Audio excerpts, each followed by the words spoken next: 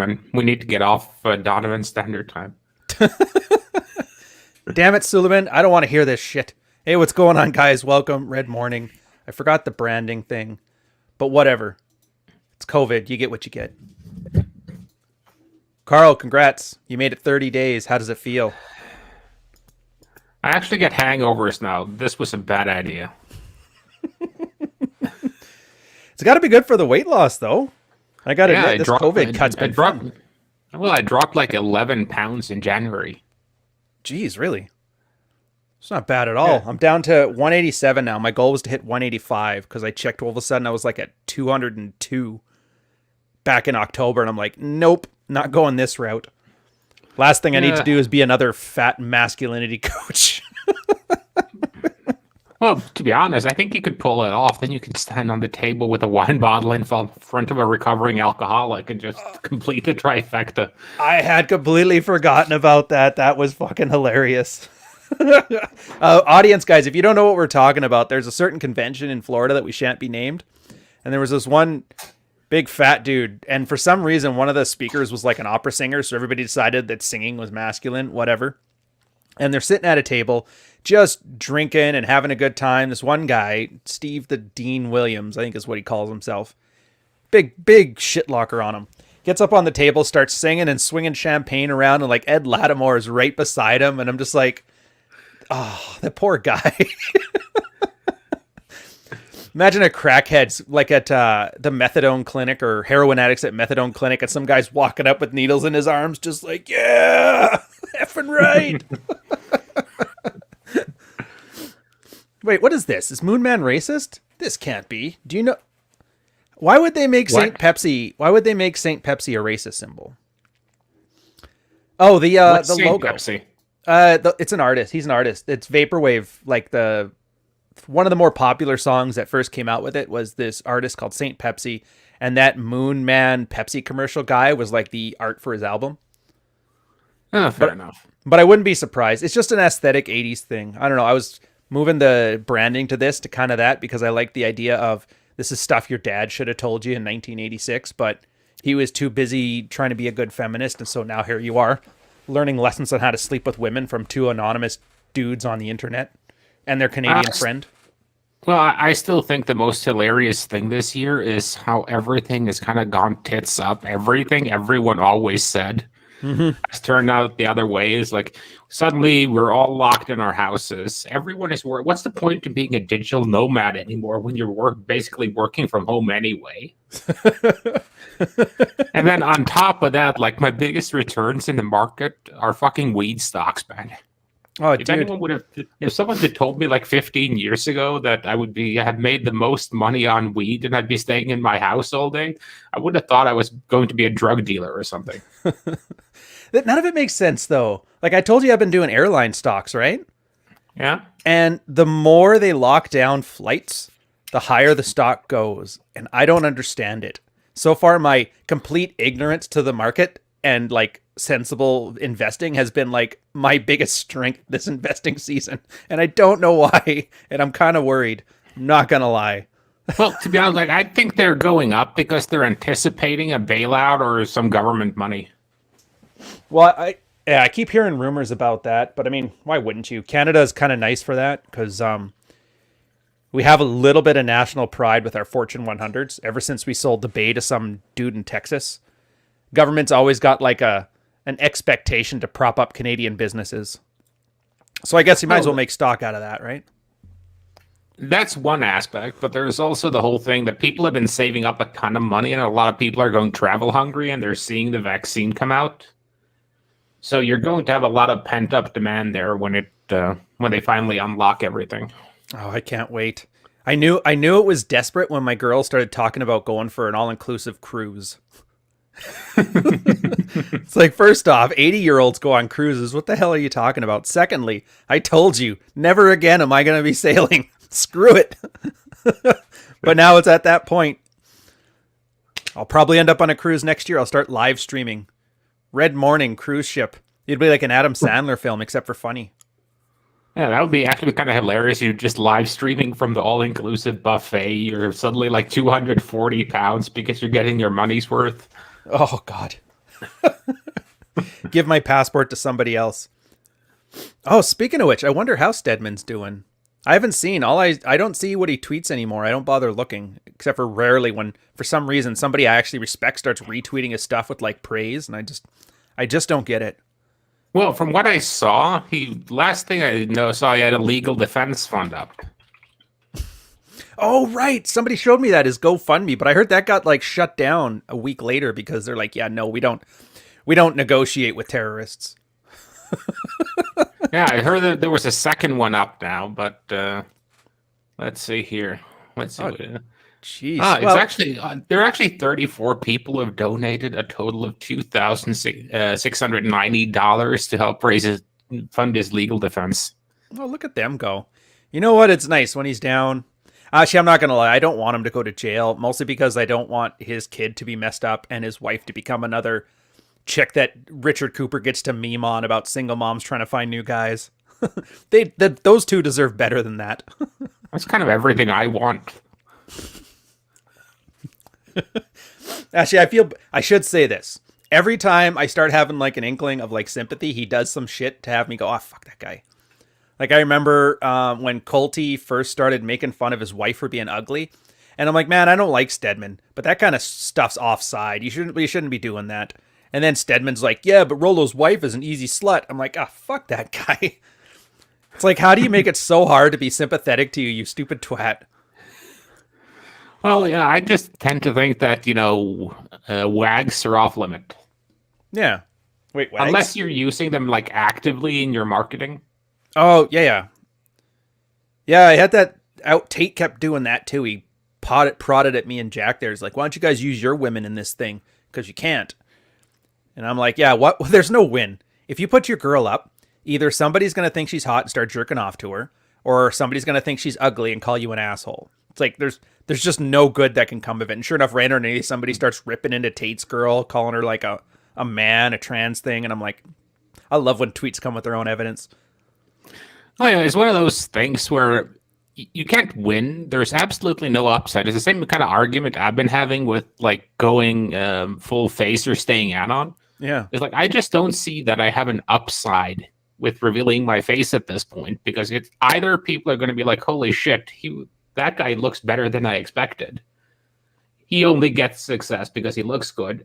Alternatively, it's going to be like a Troy Francis thing where they can't decide, is this guy hideously ugly or a Chad?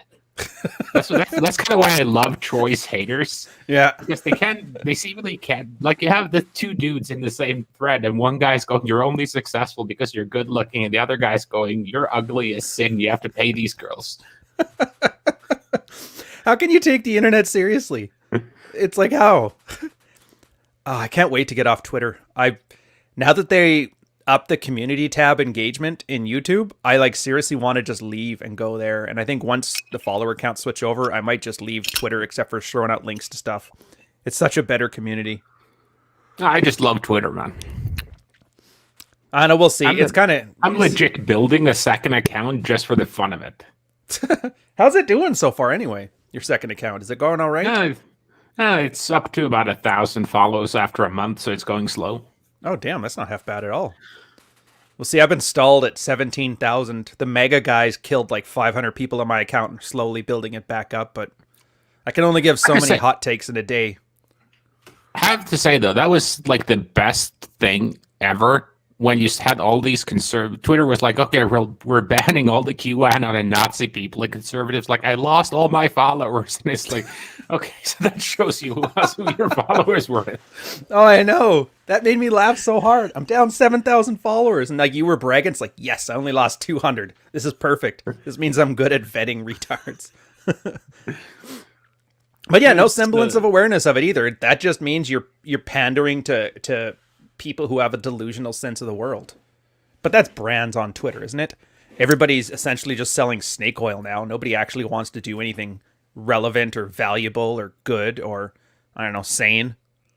But I do admit, though, like, Twitter has its own way of enraging me, because like yesterday when I got on, I'd had a nice dinner. I'd gotten laid. I'd had a couple of beers. I'd been relaxing on the couch. And the weekend was coming up, and I log on, and you got Dave Rubin do that retarded fucking thread of us, and I just went off like the deep end instantly. I was wondering what the hell happened. I thought you were on YouTube just binge watching old Christopher Hitchens lectures, and then all of a sudden, I didn't even know about the Rubin thing until like halfway through because I caught it at the end.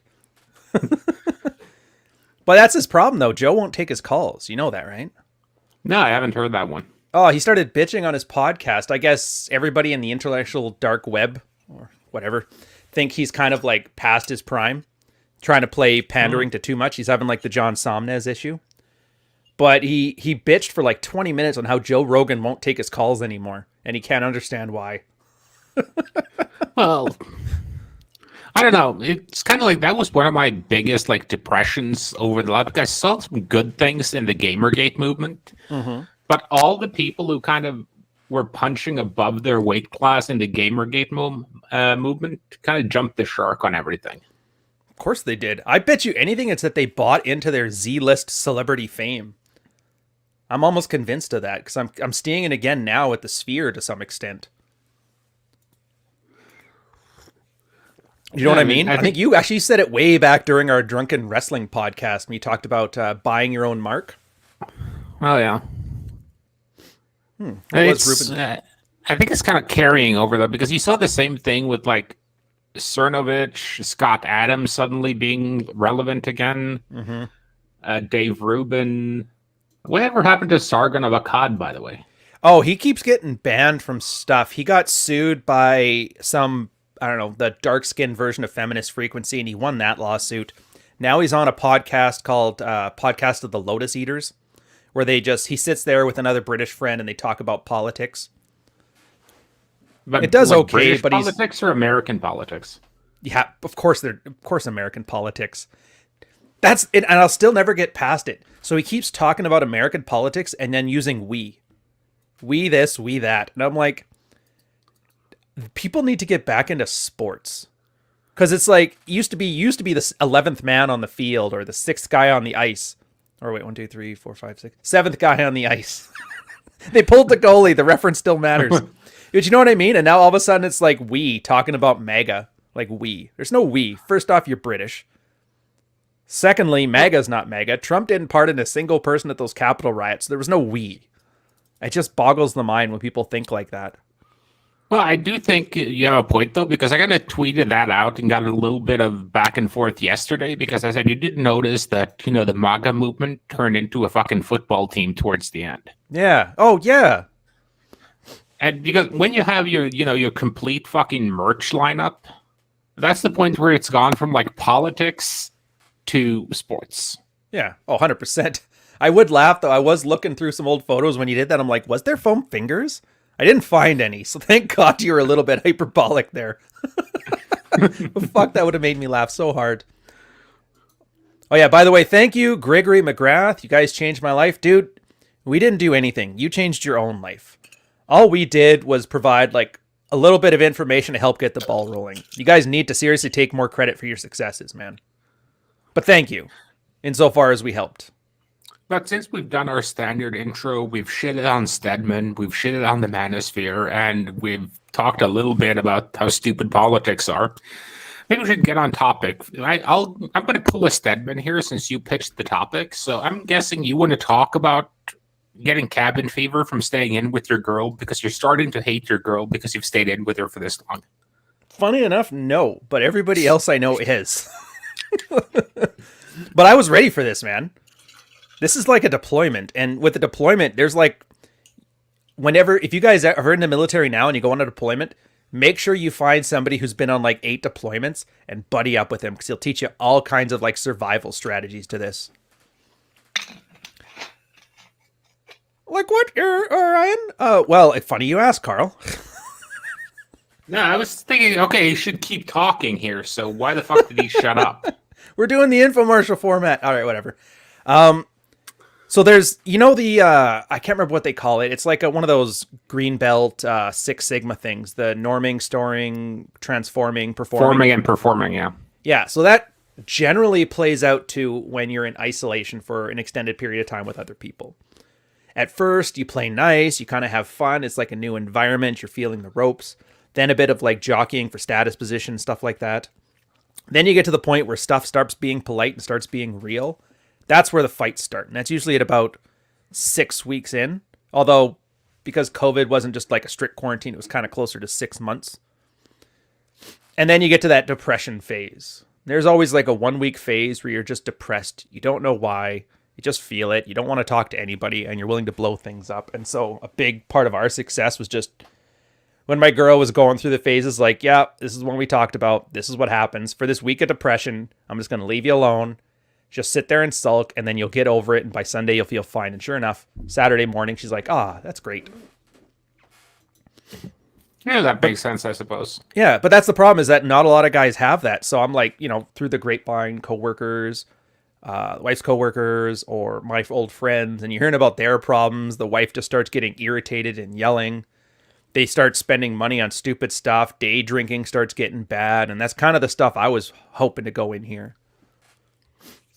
I don't know. How is yours, Finn? You don't live together. You don't live with your girl, do you? No, I'm smart like that. Fair point. Fair point. No, it's going well. I mean, she's having the classical, like, women problems because, like, I think most men, if left to their own devices, would be kind of fine. Mm-hmm. Staying at home a lot of the time, as long as they had their comforts.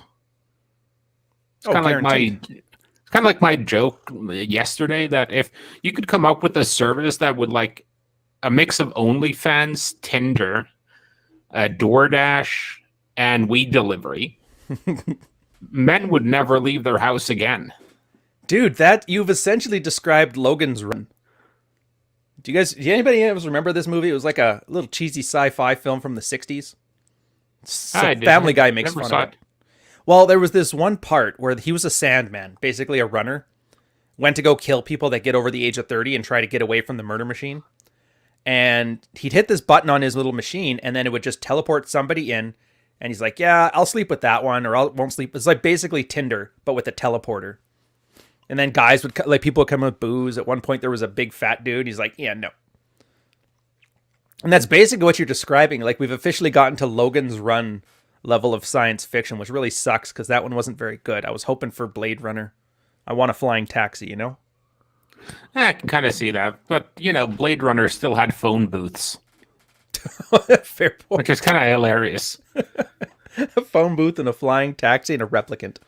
Yeah, I saw that from One Man's Way. That was a great question. I was kind of playing in my head, like, how would I solve that? And I think I would just give her a fuck ton of hickeys. Oh, this one. Okay, yeah. So the plates keeps giving me a hickey after I said no. She's one of the more fun girls, but could screw up the balancing of plates. Well, that's what she's trying to do.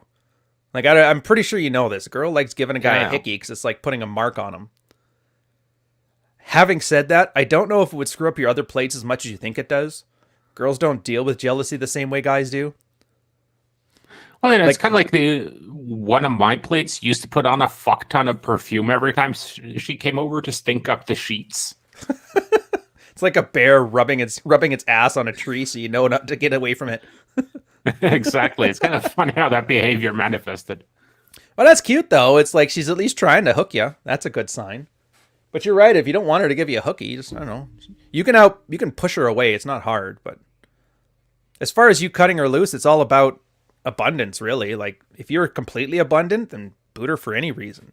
But, if you like your 3 plates the way it is and you think this is dealable and this is a small issue and doesn't really bother you, then just, hey, no hickeys. And then if she tries to give you a hickey, I don't know, like what Carl said, give her 17 hickeys. Put one on her forehead. Yeah, I would just tie her down and just put hickeys all around her neck, down her tits, whatever. Mm-hmm. That way, she's going to be wearing turtlenecks at work for like a week. But you want to time that so it's like during summer. So she has to explain to everyone why she's wearing a turtleneck when it's hot and sunny out. Ooh, that's devilishly fun. I like that. Plus, when was the last time you even saw a turtleneck or a mock turtleneck? I would say the 2000s for me. Do people wear them anymore? I still wear them. Really? I still wear them, yeah. Dang. Maybe that's the Eurocentric thing. Because I guarantee you didn't pick that up back in wherever you were in Bama with your liquor distillery. No, I didn't. But the whole thing with that is just on the. It's most of the dress codes here tend to go. You can either wear a shirt Mm-hmm. and tie type thing. You can wear a shirt with a sweater over it, or you can wear a turtleneck. So And basically, classic business casual stuff. yeah, so from that perspective, if you do like the shirt sweater thing, you have to iron shirts and you have to wear two garments at the same time, Right. and it's just less efficient. Fair enough. Do you have to do the tie with the shirt, or can you just go shirt without? It depends a bit on where you are and who you're Fair enough. working with. Oh, just do the thing where you have the tie in your desk drawer just in case you have a meeting. Oh, I just always look up whoever I'm going to be meeting with, and I look at what they have on their website. And if everyone's wearing a suit on the website, I wear a suit. If everyone's not, then I try and dress for the company you're going to see, basically. Fair enough. I mean, it's not Plus, bad. At least you're dressing for the occasion. Like you're cognizant of that. there's the whole thing with like it depends on who you're meeting too, because let's say you're going to meet someone in tech from a tech to tech perspective, Right. you're never going to be taken seriously if you're dressed too well. It's Yeah, one it of makes those sense. things that you can tell how long a programmer has been out of work because if he's been out of work for longer than 3 months, he starts wearing a suit. That's like that Matt guy from my book, the one with the fiance. Every time he started screwing up really bad at work, which was often, he started ironing his jacket, his NCD jacket. And it always looks so awkward because, like, by the rules, you're not supposed to, and you actually, the iron ruins the Nomex in it. So you actually can't use it as firefighting equipment anymore. But I guess he thought that would distract people from him, like, screwing up the circuitry and costing the other watch 4 hours of work. Never worked, though. Yeah, that's fair. Well, I want to say I hipsters wear miss that guy, turtlenecks, but yeah. he's basically military Stedman to me. Yeah, it's like I'm not sure if hipster is still like meant derogatory. I don't think hipster's a thing anymore. Everybody's so atomized with their likes and dislikes that hipster just got replaced with soy boy, and then that Yeah, was that's the end of fair. it. Well, because soy boy is kind of I get a picture of that in my head, and you can often see a lot of hipster shit in that. Yeah. But then the whole thing, hipster thing, went kind of mainstream. Is like metrosexuals. It used to be like a niche thing, and then suddenly now everyone's doing it. Mm-hmm. Damn metrosexuals. If it wasn't for them, people would have natural beard lines and not that super artificial penned in line shit. I don't know why, but that one always bothers me. I never like it. No, I actually love those lines. Really? Why do you like the Yeah. lines? To me, they're like the equivalent of a chick who paints on her eyebrows, but for a dude's face. Or is that why you like it? I just like them because of that very thing. It actually looks. If you have an actual beard, it looks a lot more well groomed if you have straight lines versus a zigzag. So are you talking like a beard, or are you talking that stubble look? Because I'm talking like the stubble beards. You know the ones? A No, I'm centimeter at talking most? people who can actually grow a real beard. Okay, no, I'm talking like the, I don't know what else to call them, so let's call them East Indian Chad types, where it's just like boot polish stubble, perfectly lined, perfect lines here. It That almost just looks looks like stupid. yeah, exactly. That's the one I'm talking about. Okay, you're just talking about beard grooming. I was like, there's no way Carl thinks this is cool. There's no way. Not unless Well, he has this, spinners on his rims. well, it kind of reminds me of this haircut I used to have back like in the early 2000s when that whole just got out of bed look was in vogue. Mm-hmm. And you spent like 30 minutes making your hair look as if you didn't spend any time on it. It always took you half an hour to get there. Yeah, that was the same thing with the stubble look. And I kind of think the stubble look is, I'm not sure why that kind of came into fashion.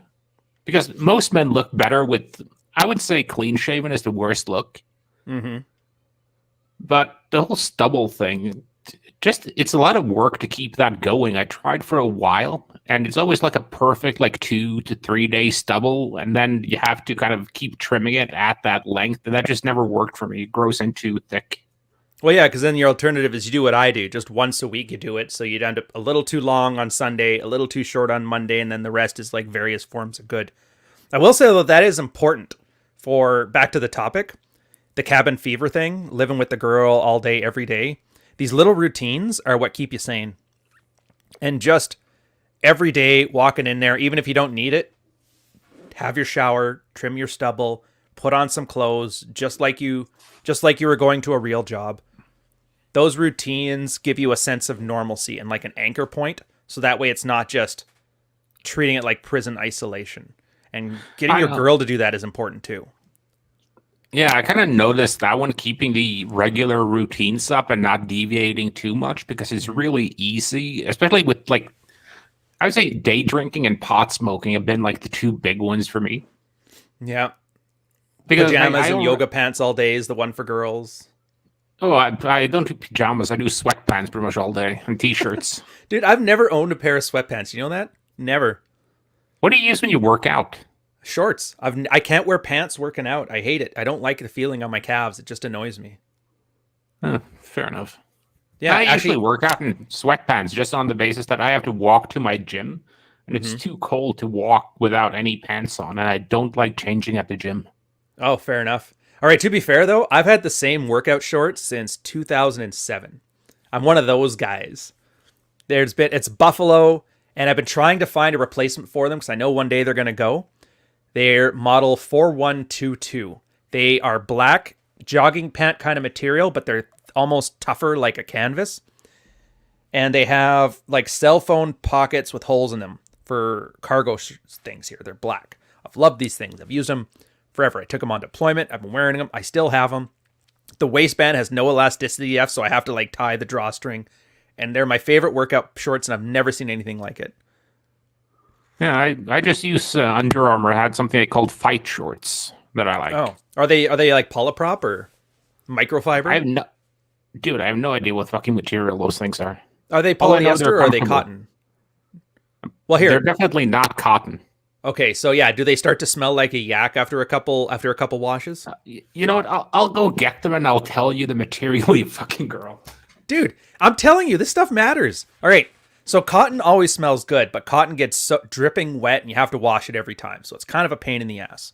But then you start getting those microfiber shirts, the polyester stuff, and they absorb the sweat smell, and you have to essentially bleach them every 3 washes.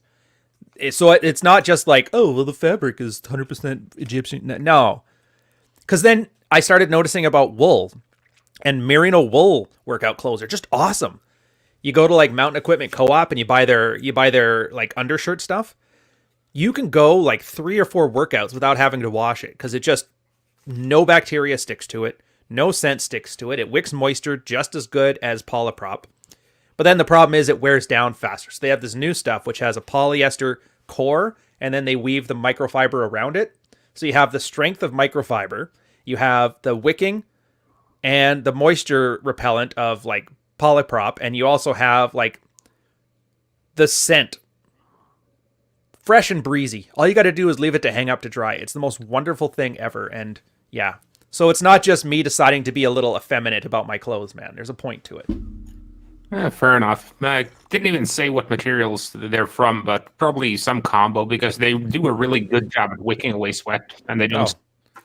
Well, dude, if you paid a decent penny for them, you probably got those anyway. And I guess, do you want to deal with this Iris Alpha's AOC rant thing?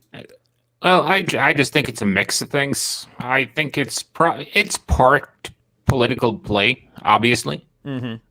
Because they are working on essentially positioning the Republican Party as the party of Q. Q terrorists, yeah.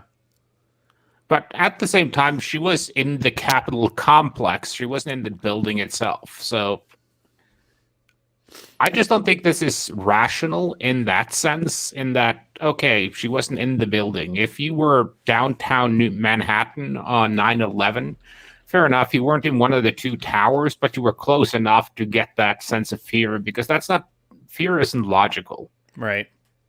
So I think it's that political play, and it's also something that looks good to her base. I mean, whenever politicians do something like that publicly, there's always a reasoning behind it. Oh, yeah.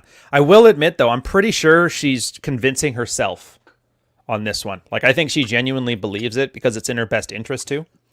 Like, I've seen it a lot. If we ever had to do like a charge for a female sailor in the military and that, they always start with like crying and sadness. Then once they realize they can't cry their way out of trouble, they start making up lies. And then the lies kind of get escalated. And what turned into like a drunken AWOL charge is turned into I almost got raped by 5 dudes. But you can see in their mind they're trying to concoct a story that gets them out of trouble and then convince themselves that that really happened. And I kind of saw that. So it may be bias on my part, but I wouldn't be surprised if she truly believes this.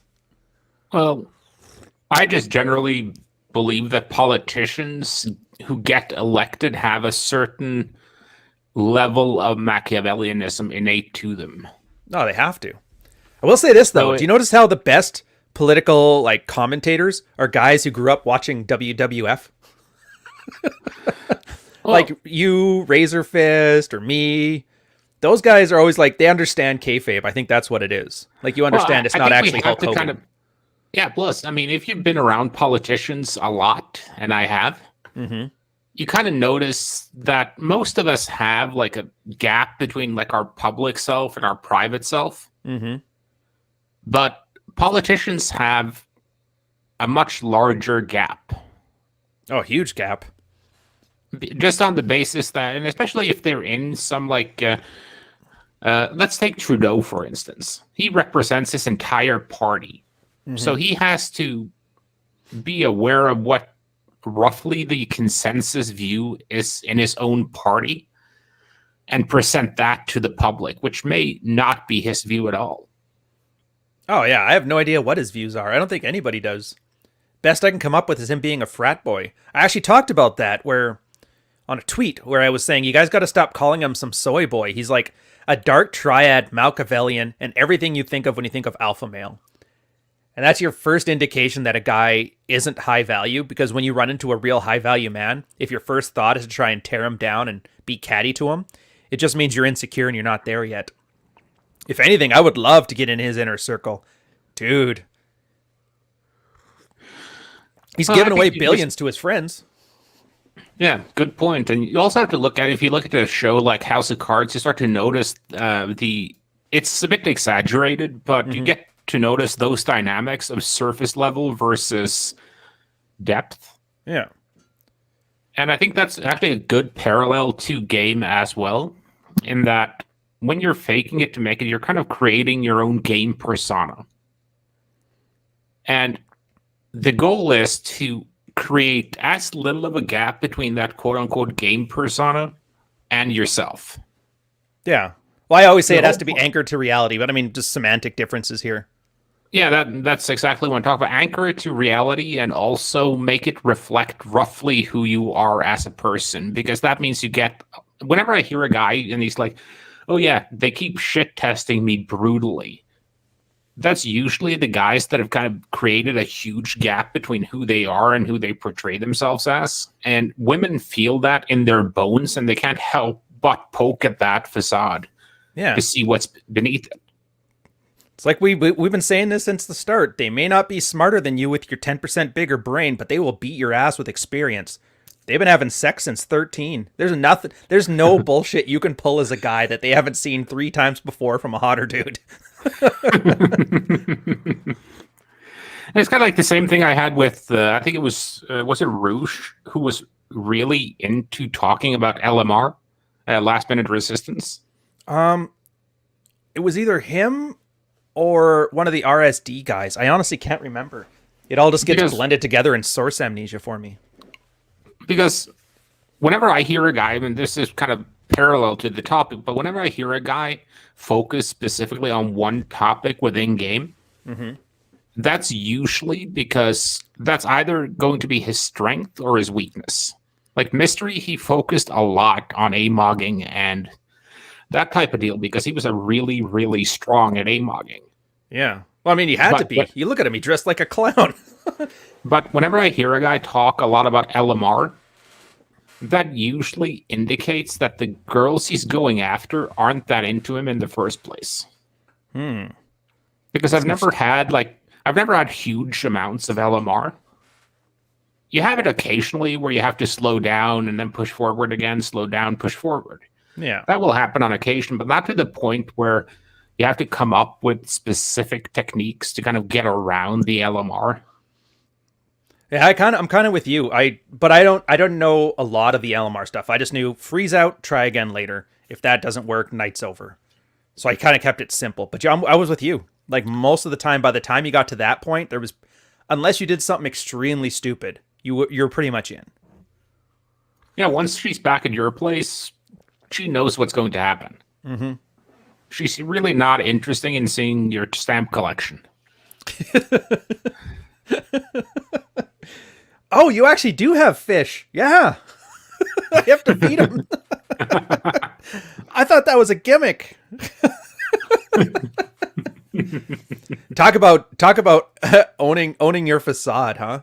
Bought cichlids, African cichlids. This will get them wet. And I think to carry this into cabin fever too, because I think the problem a lot of guys have run into with their girls if they live with them, you still have a lot of your own time when you live with someone. Yeah. Provided that they have a job, they have a social life, etc. You're going to have quite a lot of time by yourself at home. And that's just been cut to zero. So the guys who have been carrying larger facades, let's say you have a porn addiction and you like to jerk off every day while she's at work or some shit like that, then suddenly that's gone.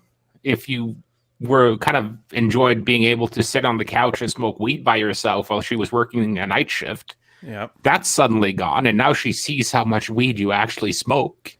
And girls do that too. Online, they shop the way guys jerk off to porn. Like, I didn't realize how much girls shop and how much my girl's work time was spent on shopping until I actually got to sit in the office with her one day and notice. I'm like, why is there sofas up? Don't you have a meeting with Google?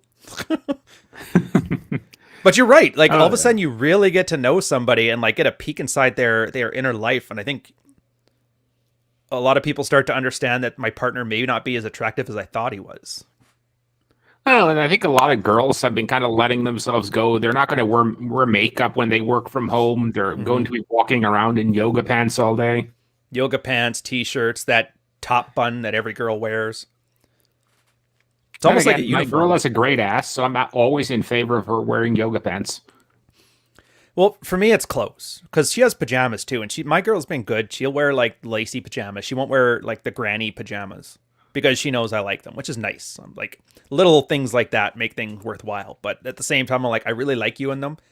Go put on some normal clothes. Well, it's just, I don't have any on-camera meeting states. Like, it's not about that. It's about keeping you sane. And I think a lot of guys miss that leadership aspect of this too. Everybody's used to leadership being, I bring home the bacon. I do the chores around the house. I fix the electricity when it needs to be fixed. It's like sometimes leadership is just helping somebody succeed despite their best efforts. Like, what is that? What did I say? Dragging her to happiness, kicking and screaming. AKA, please tell me all about your childhood abuse. I can't believe that tweet of all the tweets to get attention from fucking feminists. Well, I can kind of see, but that was funny though, because like you were trying to provoke them for fucking weeks. You were kind of edgelording it up there for ages. Yeah, and nothing. And like nothing caught on, and then suddenly you do that one thing, which was kind of not like a big deal tweet anyway. No, it was a scheduled tweet. I forgot all about it. It was 3 weeks ago. I had written it. I just put it in the queue, and I'm like, whatever. At 2:00 on a Tuesday, we'll send that one out. Oh, what the hell? Oh, yeah, that one. It made me laugh so much, and the part that freaked me out was that people were so willing to tell me how much Dad used to put cigarettes out on him. I'm thinking, where have we gotten to as a society where leading a conversation with how Daddy used to touch me in the no-no place would be like a hello? You know what I mean? Well, I just don't get that one. I think that was a strange turn of events where I can kind of get where it comes from because... Yeah, autism. No, not autism in that sense, but I do tend to and think that kind of openness can be good. Mm-hmm. Because if no one says anything about those type of issues, then everyone walks around thinking, oh, it's just me. Daddy only puts cigarettes out on me. Other dads don't. So there must be something with me. So you kind of get rid of part of the stigma about it. It's kind of like there's a book by a guy called Carl Hart. He's a neuroscientist, and he just came out because he's been doing research on the brain and drug use for years. Mm-hmm. And in his most recent book, he essentially came out and said, yeah, I have done all drugs and I still do them. Right. And his idea behind it was that you're going to keep letting the people who are the most restrictive and have no clue own the debate, because no one wants to come out and be like, yeah, I did heroin. I'm going to do heroin on Tuesday, actually, with my wife. Well, you're essentially And saying red pill, like to be open and honest about what's happening in relationships and sex and that. And I'm all for that. but I What do that think was, though, wearing was it as a different. That's badge like of victim honor, street cred. Yeah, the badge of honor. yeah, that's a different thing. Because that just comes down to I'm the biggest victim, and you should listen to my arguments here, regardless of what they are, just on the basis that I had this horrible experience. Yeah, it's controlling your environment around you, which is typical. That's what you would think of in dating as like beta male behavior, where I don't know if my girl's going to be loyal. I don't think, and I don't have the skills to be the best option. So controlling her sexuality is the way to do it. It's that same, it parallels that same thought process, which is probably why I hate it so much. Because I'm like, dude, this wouldn't work if we were on a date and I was doing that to you. Don't expect it to work to me just But because it's you don't kind like of my tweet. well, I used to date a girl who was, well, one of the insane ones. And she would always use that, well, I was shitty to you just now because my dad was shitty to me growing up. And it's like, well, you're 23. That's no longer an excuse now. Mm-hmm. But it's just like the AOC thing. They buy it. They believe that. They actually reinforce it because somehow it got rewarded. I don't know. Maybe they did it at school and then the counselor gives them all this attention. They do it to their therapist and the therapist invites them back for a bunch of sessions. I don't know how the mechanisms work, but it keeps getting reinforced to the point that that's every time anything comes up. It's like, oh, did you pick up the apples at the grocery store today? My dad used to touch it. And you're like, oh, I just wanted to make a pie. You know what I mean? On that one. And it's just weird. Wild ass kids raising wild ass. But that kind of taps into rewarding good behavior and not rewarding bad behavior, which I repeat that shit every day, all the time. And people still don't map it to their own lives. And they don't understand how deep of a concept that can be. Like Carl's grabbing a coffee, so I'll tell you guys a story on this one. Had a guy, read everything red pill. Yeah, I read Rollo, read Smith, I read Glover, Franco, all these guys. I know all this stuff back in my hand. But here's the problem. My wife starts getting really bitchy, and then I basically use Amuse Mastery and blah, blah, blah, and I use these techniques and I use this technique, but it just never goes away. And I'm like, all right, so basically what's happening is your girl is giving you attitude because she doesn't get enough attention. So you do a whole bunch of tricks and tips to give her a bunch of attention in the negative fashion, and then you wonder why she's still doing it. He goes, yeah. Like, do you see what I mean about rewarding good behavior? Sometimes you don't want to agree and amplify. Sometimes you don't want to muse mastery. Sometimes things are just a cry for attention. And the best way you can not reward that is by not giving them attention. Just ignore it. And I think One Man's Way put it in here. Good point. You can't escape to the gym when she's being a bitch. And here's one of the other issues then. So if you're stir crazy in a relationship, stuck in the same house together, you can't go anywhere. How do you deal when you can't do things like go work out when you're frustrated? I mean, it's easy enough. I think once this entire year, I got angry enough where I just went for like a walk. It was like an hour and a half walk, something like that. It was an argument over nothing. But that's all it took. And then I don't answer the phone. Again, establishing boundaries can sometimes just be as simple as when I'm not here in front of you, I'm not reachable. That means you don't answer texts when you're in the other room. That means if you've set aside a workspace, you don't bother her, she doesn't bother you. You set some times. We'll meet at lunch, stuff like that. And it's just this constant reinforcement of just small little boundaries can make a huge difference. Well, I think a lot of guys have been kind of avoiding doing it too, in that walk away thing. Because getting out to the gym when you're frustrated is one thing. Yeah. But getting that time that's just you is very important to people. Yeah. And it's hard to do that, especially if you've been cooped up in a small apartment. Like a buddy of mine, him and his girlfriend live in Italy, and they were kind of ended up involuntarily living together because she was staying at his place just as they instituted a lockdown. Oh. And suddenly they were living together in his one-bedroom apartment, and she was working from home. He was working from home. And that relationship almost cracked, but they decided to move in together after about 4 months of living together. But they bought a house that was big enough for them to have separate spaces in it. I like that though. Good man. Honestly, I think that's gonna be one of the things people do before they get into a relationship with a girl. Like I did it with my girl. We went on. It's like probably 6 months we'd started dating. We went on a road trip from southern BC all the way down to the southern tip of the Baja Peninsula, and we didn't have any. I think we only had two fights.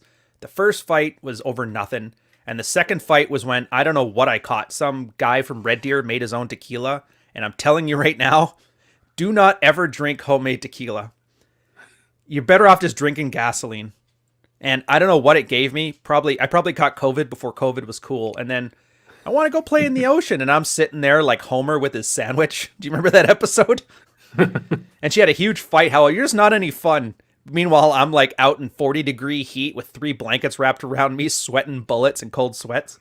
But that's the point. After that, she drove me back to a pharmacy through like the Devil's Canyon, which, do you know Mexico very well or no? No. Okay, there's this thing in between the northern and southern Baja provinces, Baja de California Nord and Baja de California Sud.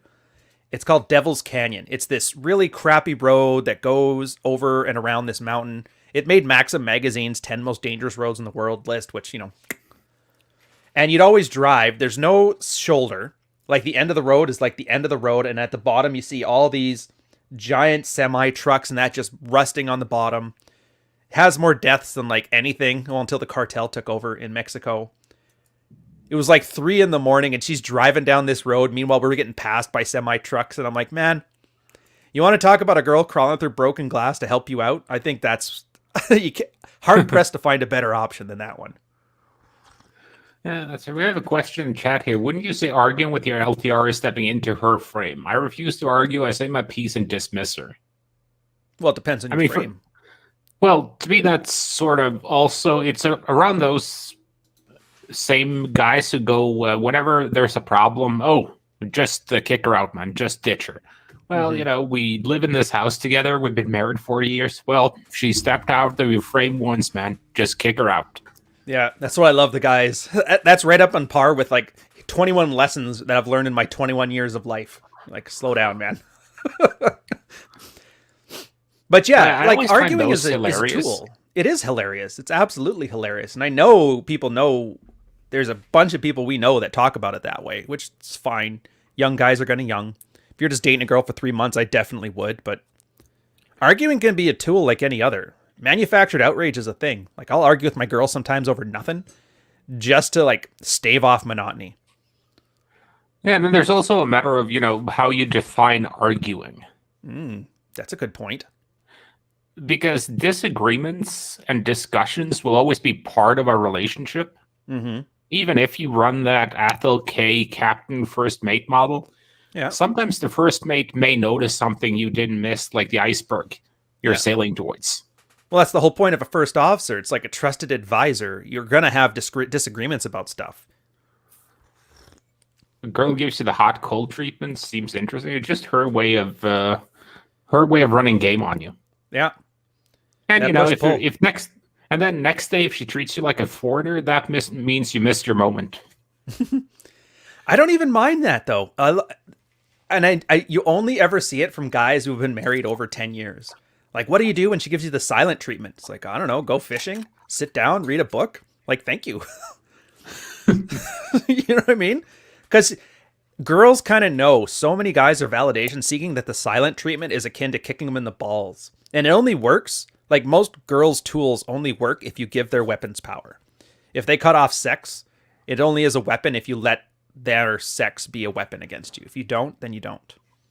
And if you're stuck here and you can't hit on anybody because you're in a town of 3,000 people that's all quarantined, then maybe porn is the answer to that one. Eric, I don't need you. I'll handle it myself. I'm a strong, independent man. Well, I just make sure the porn was loud enough that you can hear it. Well, see, that's what I mean. Is why do you do things? And I think this is where the argument for frame thing comes around full circle. Why are you doing it? if you're doing it because you expect a reaction out of the other person or you want them to understand what you're doing, like a validation thing, then I'd argue you're in the person's frame. That's just it. If I'm blasting us, there, that'll teach her. I can handle it myself. I'd argue that's kind of like, it's funny, but that's a frame thing. You just go, you do your thing, and if you're just unconcerned about how she reacts, I'd argue that is frame. But then I don't want you guys to take that at like, don't eat paint, right? Where you'll think that you can't involve her in anything. Because you're right, Carl. Sometimes girls have some input that's pretty insightful, and you probably could listen. It's one of those balance things. You shouldn't be. And I think that's kind of what gets lost in this whole debate, because we're essentially giving out don't eat paint warnings. Oh, yeah. And I guess you said you were done with that from now on. But there are uses for paint. You can't be like, okay, I shouldn't eat paint, so I'm not going to have anything to do with paint at all. Yeah. Fuck these walls. That's a very meta don't eat paint warning. I like it. But the whole idea with avoiding the don't eat paint warnings from my end was just because I'm getting really annoyed with when I'll find the tweet where that kind of inspired that whole thing, if I can dig it up. But it was something along the lines of, if you're in the market long term, if you're in the right way to play the stock market, isn't that, oh, my stock went up, I made money. It's, oh, sweet, my stock is down, I'll buy more. Dude, that was a game changer for me. When you put that, it resonated so hard, because I literally started thinking that when stocks went from like 50 to 13, I was like, oh man, that's going to be awesome. Threw a bunch into it, and then it jumped up to 20, and I'm like, Carl was right. Carl was right. I guess you don't hear that enough. Carl was right.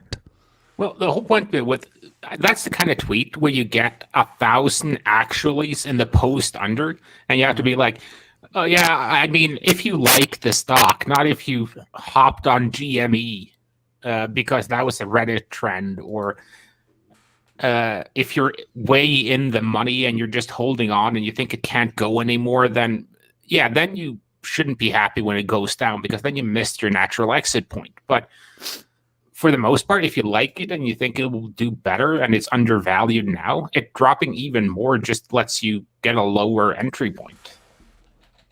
I know. But that's the thing. And these guys that argue this too, they know that. They're arguing on behalf of some hypothetical idiot that'll just randomly listen to online guys' advice and screw his life up, as if they're trying to be altruistic when they just want to sound smart by correcting the master, Yeah, so for me, that was kind of what I meant by that don't eat paint warnings. And it's the same thing with like red pill advice, that all of this stuff is kind of like training wheels. Like the whole thing with frame is just so you're cognizant of, are you the main actor in the protagonist in your own story now, or are you being the supporting character in someone else's story? Yeah. And that kind of answers Game Master's question here. And well, yeah, there's no shame in going with what your girl wants or suggested if that's also what you want. Mm-hmm. But the big issue is if she's essentially using you as an Instagram boyfriend. Like the Instagram boyfriend is the perfect example of someone who is being like a supporting character in someone else's movie. Exactly. And you can screw up too. I think that's why people misunderstand frame. Like you said, the example of the main character in your own story is the best way to put it, because otherwise people think frame is like a superpower. It's a health bar, and you can get more frame, but she can chop at it like a tree.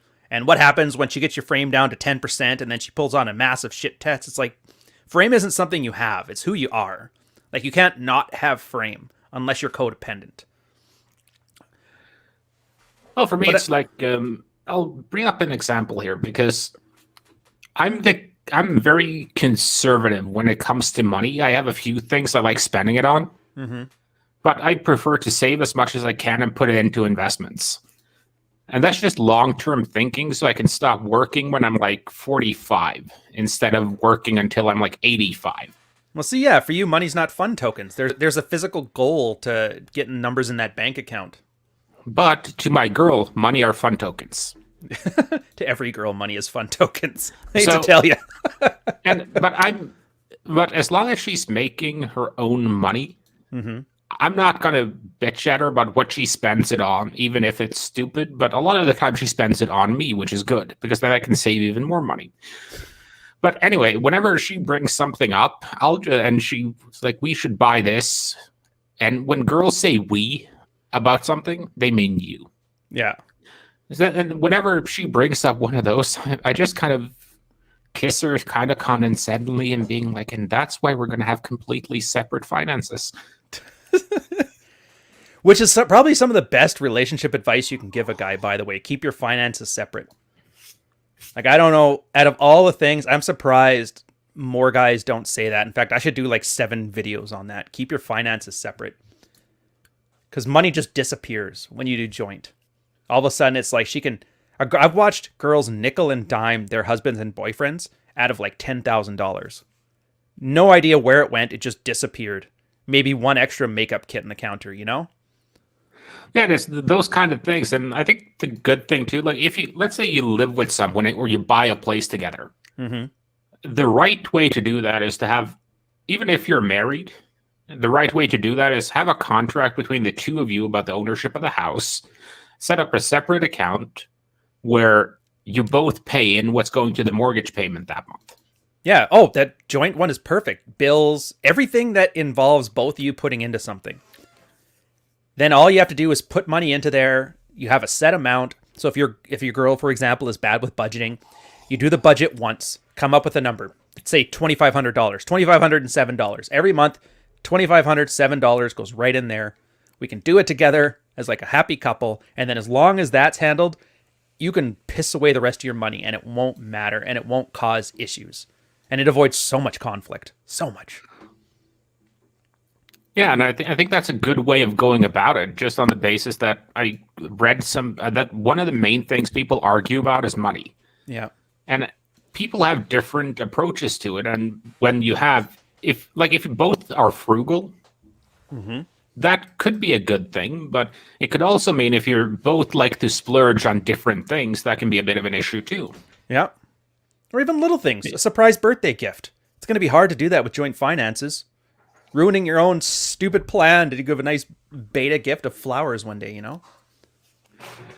So that was kind of my thinking behind it. It's just you have to set your boundaries. And I think that goes into the cabin fever thing too, because boundaries are going to be harder to keep up when you're on top of each other 24 fucking hours a day. Yeah.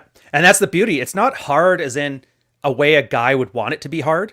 Guys love hard when it involves climbing the mountain and stabbing a bear and other masculine shit.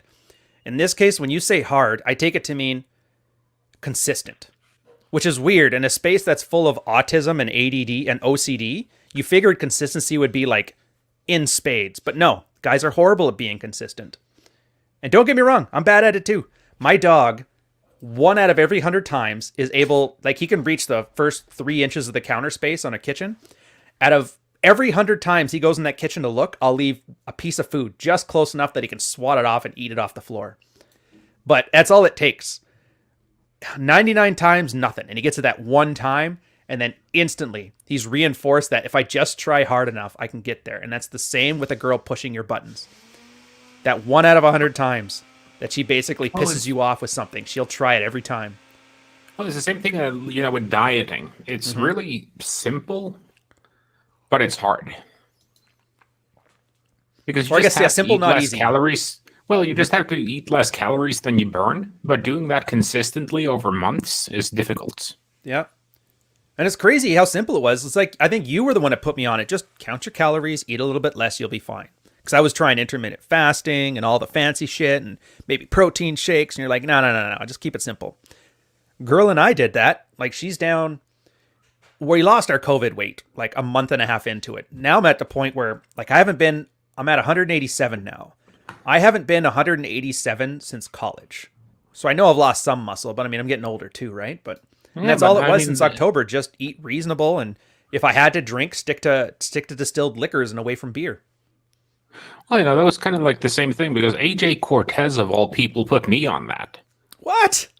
Something useful from AJ? Good for him, man. Because the thing was, I used intermittent fasting. I used the low carb shit. I tried virtually everything, and I kept getting stuck at around how much is 92 kilos in pounds. It's like 215, isn't it? It's 2.2. Yes. Yeah, something like that. So Let me see how good my head math is. 202 pounds. Damn it, I was close. yeah, so I kept getting stuck there, and I just couldn't drop below it. And I tried to add more longer fasts. I tried to, that whole Atkins egg thing, where you eat nothing but boiled eggs and a little bit of mayonnaise for a week. Oh, I used to have a pickle egg recipe just for that. It was hard. And then I talked to AJ because I was talking to him, and he was tweeting a lot about sensible shit back then. Mm-hmm. So I asked him, dude, here's all the shit I'm doing. He's like, how many calories do you eat? And I'm like, calories? I don't know. And he's like, count your fucking calories, use MyFitnessPal, use a scale, weigh fucking everything. And like 2 weeks later, I just dropped by that barrier that I've been stuck at for like 2 months. And since then, I just started doing that. So I still do intermittent fasting, but that's for one reason. That's if I know that I want to have like a cheat day or I want to have some pizza or something that's off the diet. It's funny. My cheat meals are alcohol. Yeah, me too.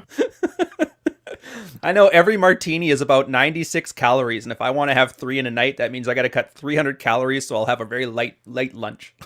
But I hated breakfast too, so I just skip breakfast basically for intermittent fasting. Really? See, that's the thing. It's the one thing I can't do. I find if I skip breakfast, I'll have hunger pangs throughout the day. But it's harder for me to stave them off for 10 hours than if I just have a big breakfast and skip lunch. Then I'll maybe have hunger pangs just before dinner, and I can deal with like an hour of hunger. Yeah, for me, that kind of went away, and I think that might be credit to all the low carb and all the intermittent fasting I've done over the years, that my body just became very good at swapping from carbs to fat as a fuel. Yeah, well, Gainsmaster was just saying that too, that fasting every now and again does magic to your metabolism. I think that's a big part of it. That and the bacteria makeup. Because I've kind of noticed that, because I used to have that dip where you just have to have a snack to keep going. Mm-hmm. And just not eating anything, as long as I'm getting enough water, I can just keep going for like forever. Yeah. I think my longest fast was 7 days. Oh, I remember. Yeah, you and Chesty Rockwell did that one. I think the longest I've ever gone is 2 or 3 days. I couldn't imagine. I think that's what you kind of noticed yourself, was that you didn't even start getting any effects until like day 7, when you were kind of getting a little bit harder to focus or something like that, wasn't it? Yeah. So, and I never done like the pure water fast because I don't skip coffee. That's my hardest addiction. Well, I lifted fine. Once I got used to it, I used to train fasted. I did all my workouts for like a year fasted. Well, I always did that to get into keto. Was it ketogenesis, they call it? Am I pronouncing that right?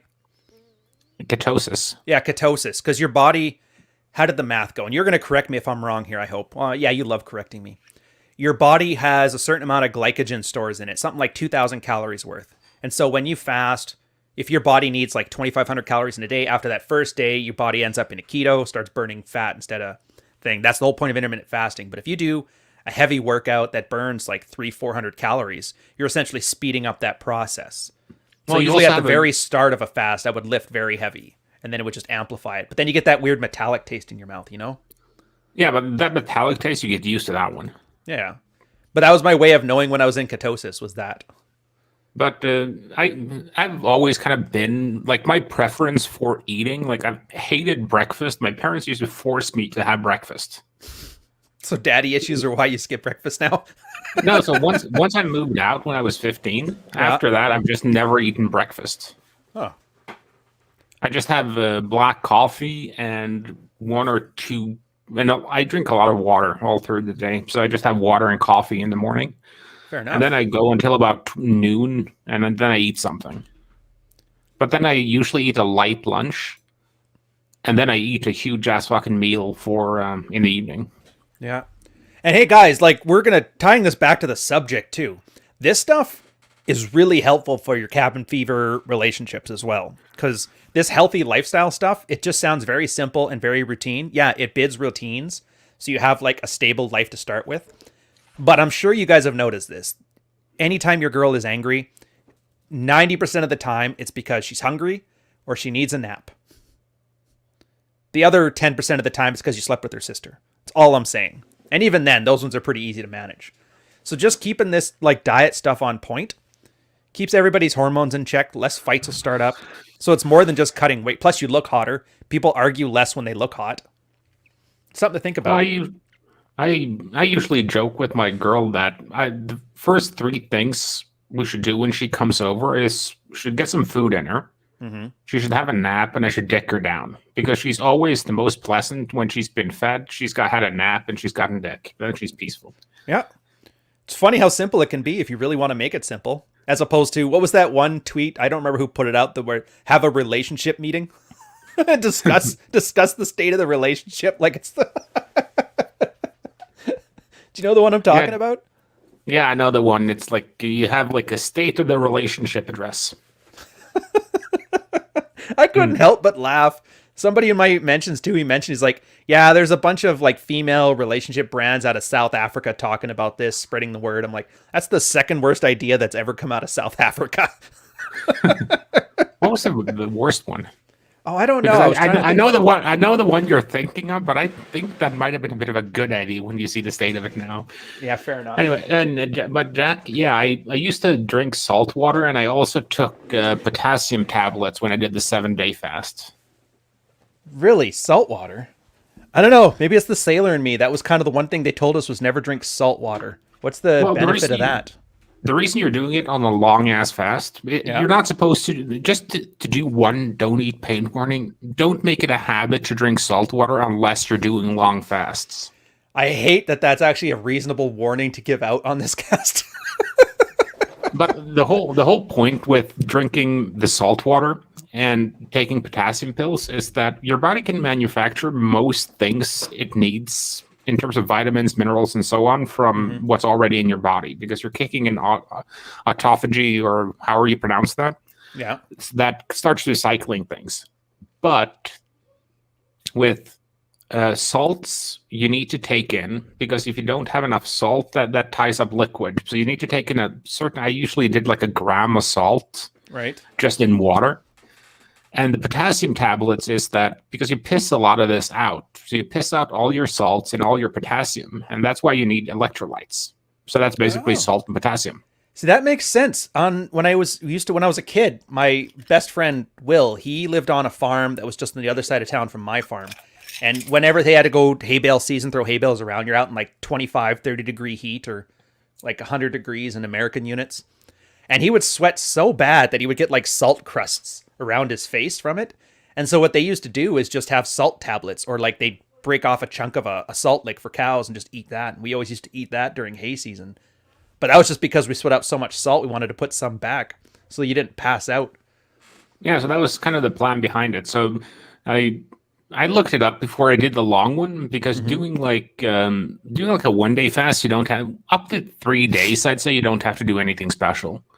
But once you start pushing beyond 3 days, then pickle juice, like some guy in the chat said too, that works fine too. You can actually stomach drinking pickle juice. I had a Polish boss who used to say that was his hangover cure. Always drink pickle juice.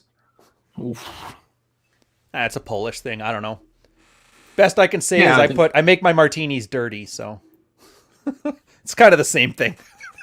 Yeah, but martinis are best if they should start with like half a part of olive oil juice, or olive brine.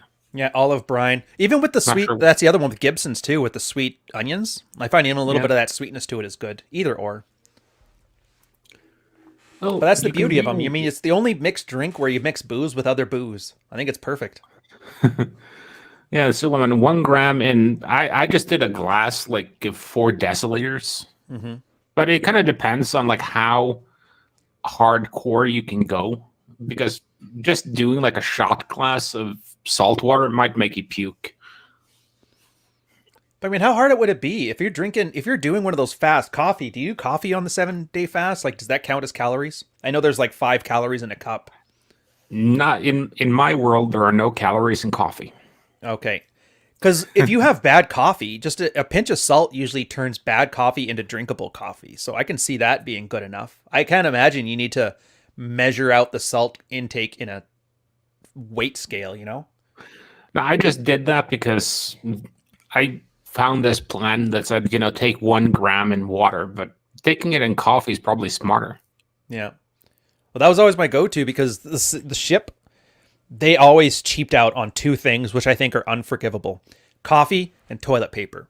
And I'm like, those are the two things you don't skimp on. But they always had the giant yellow bag of no-name brand coffee, which tasted like ass. And then there was the single-ply toilet paper, which, again, felt like ass. That's actually a good tip for like if you're considering starting to work for a company, look at what coffee they have and what their coffee situation is, because a company that cares about its employees always have a good coffee situation. I've noticed that. And that's why I think a lot of guys go to the Keurigs, why they're making like headway now in the office space, because their companies are just selling those as a service where they'll manage the coffee for you. And I don't like the pods. I don't think the pods taste good. But if they put enough of those little flavor cups in there with them, then you'll kind of ignore that. Although I don't know if I count that as good. What's that? Yeah, I was just wondering what kind of flavor cups you're talking about. They'll have like little, you know how they have the little cream cups that usually come with coffee? They have those that sometimes come with them, but it'll always be like the hazelnut flavor, the French vanilla. They're essentially taking a little bit of the Starbucks flavoring, putting it with the little cream cups, and then they put it beside the Keurig machines. So everybody grabs the 5 pods to customize their thing and shoot the shit over the water cooler. I have a really good parallel to, the whole fasting thing with the cabin fever thing too. What you have to keep in mind is a lot of girls sneak out and eat something that you're not seeing, and you're going to be seeing all of that. So they're going to be really careful with trying to sneak their shit and hide it from you. Mm-hmm. Because they have, all girls have shit they do that they don't want you to know that they do. Oh, yeah. Like I said, shopping. I didn't know how much of my girls' lunch hours were spent at the mall with the other girls from work. It's like, what the hell? This is why my house is all of a sudden filled with random creams. Son of a bitch. But then she looks over, it's like, oh, so that's how much of your day you spend on Tekken. I'm like, fair enough.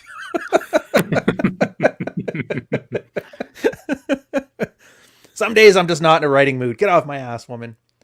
But so that's what working from home. Yeah.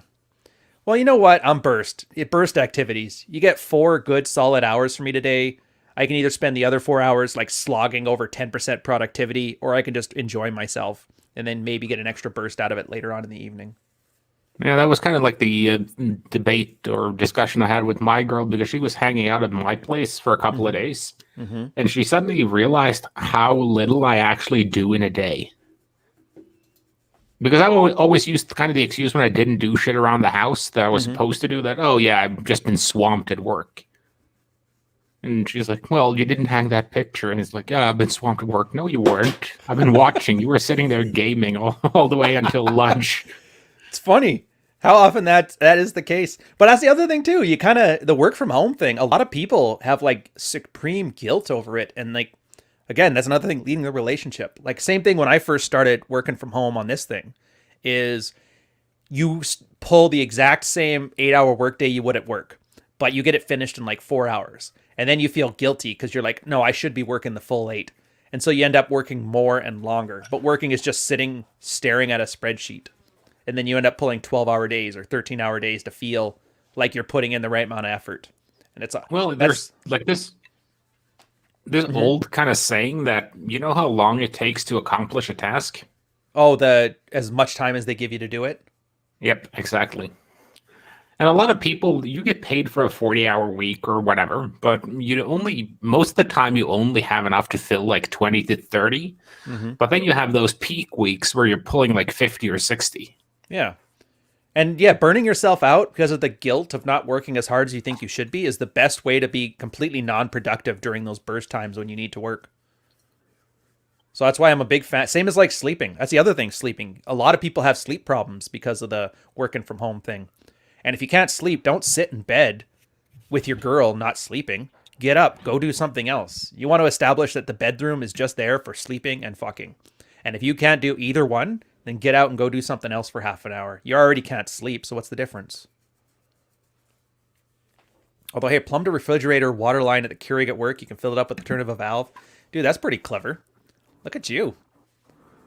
That was cool. Need to look if I can actually do that with my one. Because I I have wouldn't one be of those surprised. espresso machines, Oh, and filling the water tank is always a pain in the ass. I've been tempted to get back into espresso, get a machine going. It's just so much real estate on the counters there. Well, I think it's worth it, but most of the other stuff I like having around, I can put away. The coffee machine is in constant use because I don't use the meat grinder a lot. Oh, yeah. I don't use like the slow cooker a lot, or most of the other stuff. So I can just put that away when I'm not using it. Yeah, which is Like the true. two most used things in my kitchen is the cast iron skillet and the espresso machine. What's for us? Is it the cast iron skillet, the Ninja blender, and then third place is a tie between the KitchenAid, that standard KitchenAid blender thing, and the slow cooker. But yeah, the cast iron pans. It's not even fair. And not just the cast iron, but like the enamel ones too. That's the other thing. I think a lot of people have kind of noticed how much stuff they've been outsourcing in their life that they don't have to. Like cooking is a great example. I don't know. Has your girl been onto that sourdough kick that every chick during COVID has been on? No, the funny thing was, I was about to go on that sourdough kick, and she's like, "Don't do it. Your kitchen is messy enough." Dude, it's not bad. Well, my girl does it. It's a lot of upfront work, but the maintenance is so much better.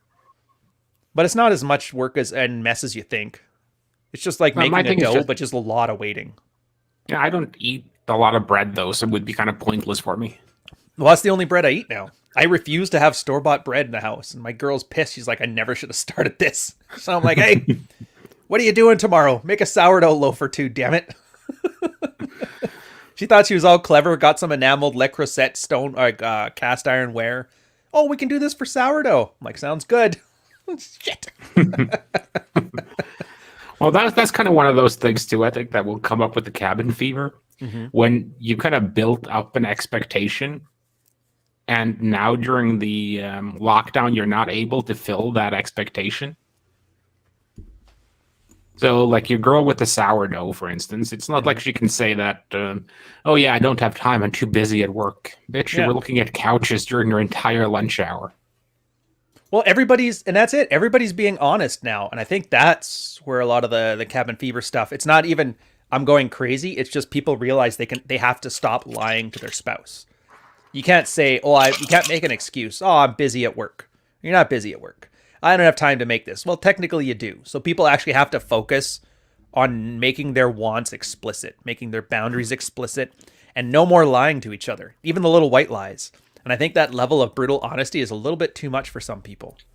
Well, to be honest, though, like I think it's been good for at least on my end. It's been good because I've always been a bit messy, and I've always been like, okay, I should be better with not completely trashing my place. Right.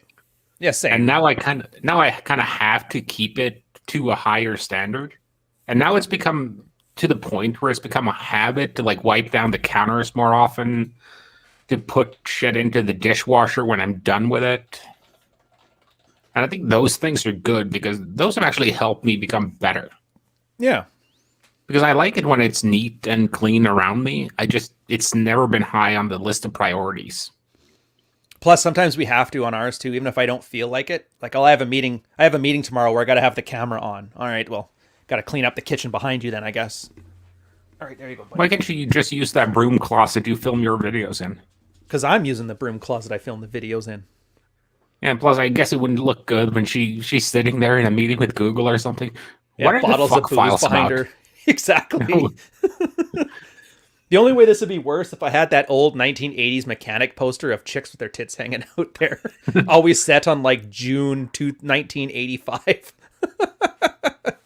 Oh, Ryan, what was the poll you did last week? Oh, yeah. So YouTube has like a polling thing in their community tab.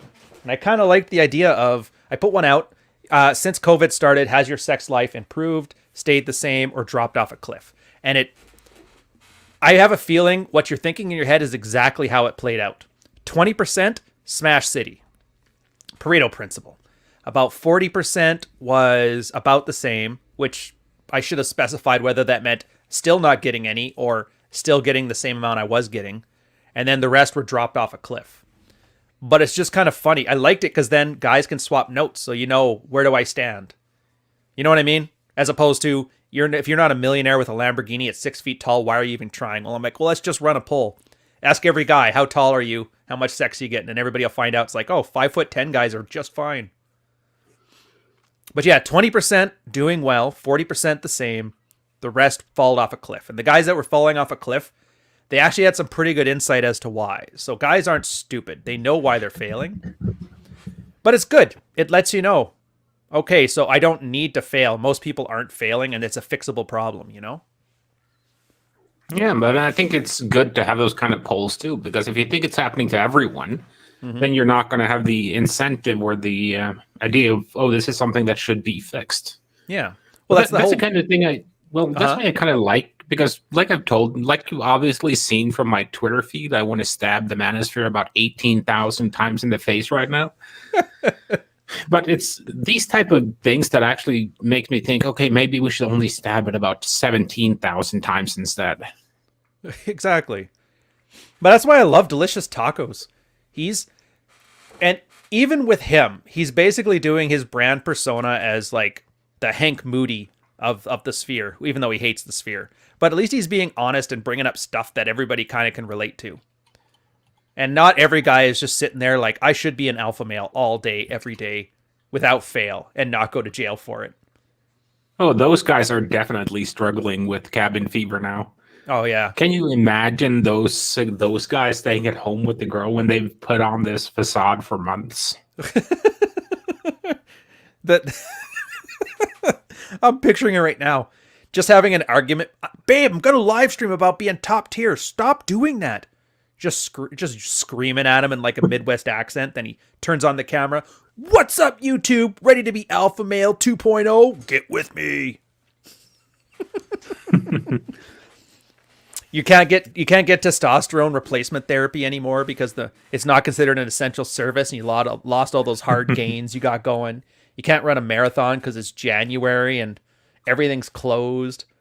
The facade. You're out of work, so you can't. The Lambo rentals down. Exactly. Dude, I've been starting to think about that. Is good. What's that? The honesty is good, though. I think that's the best thing that comes out of COVID.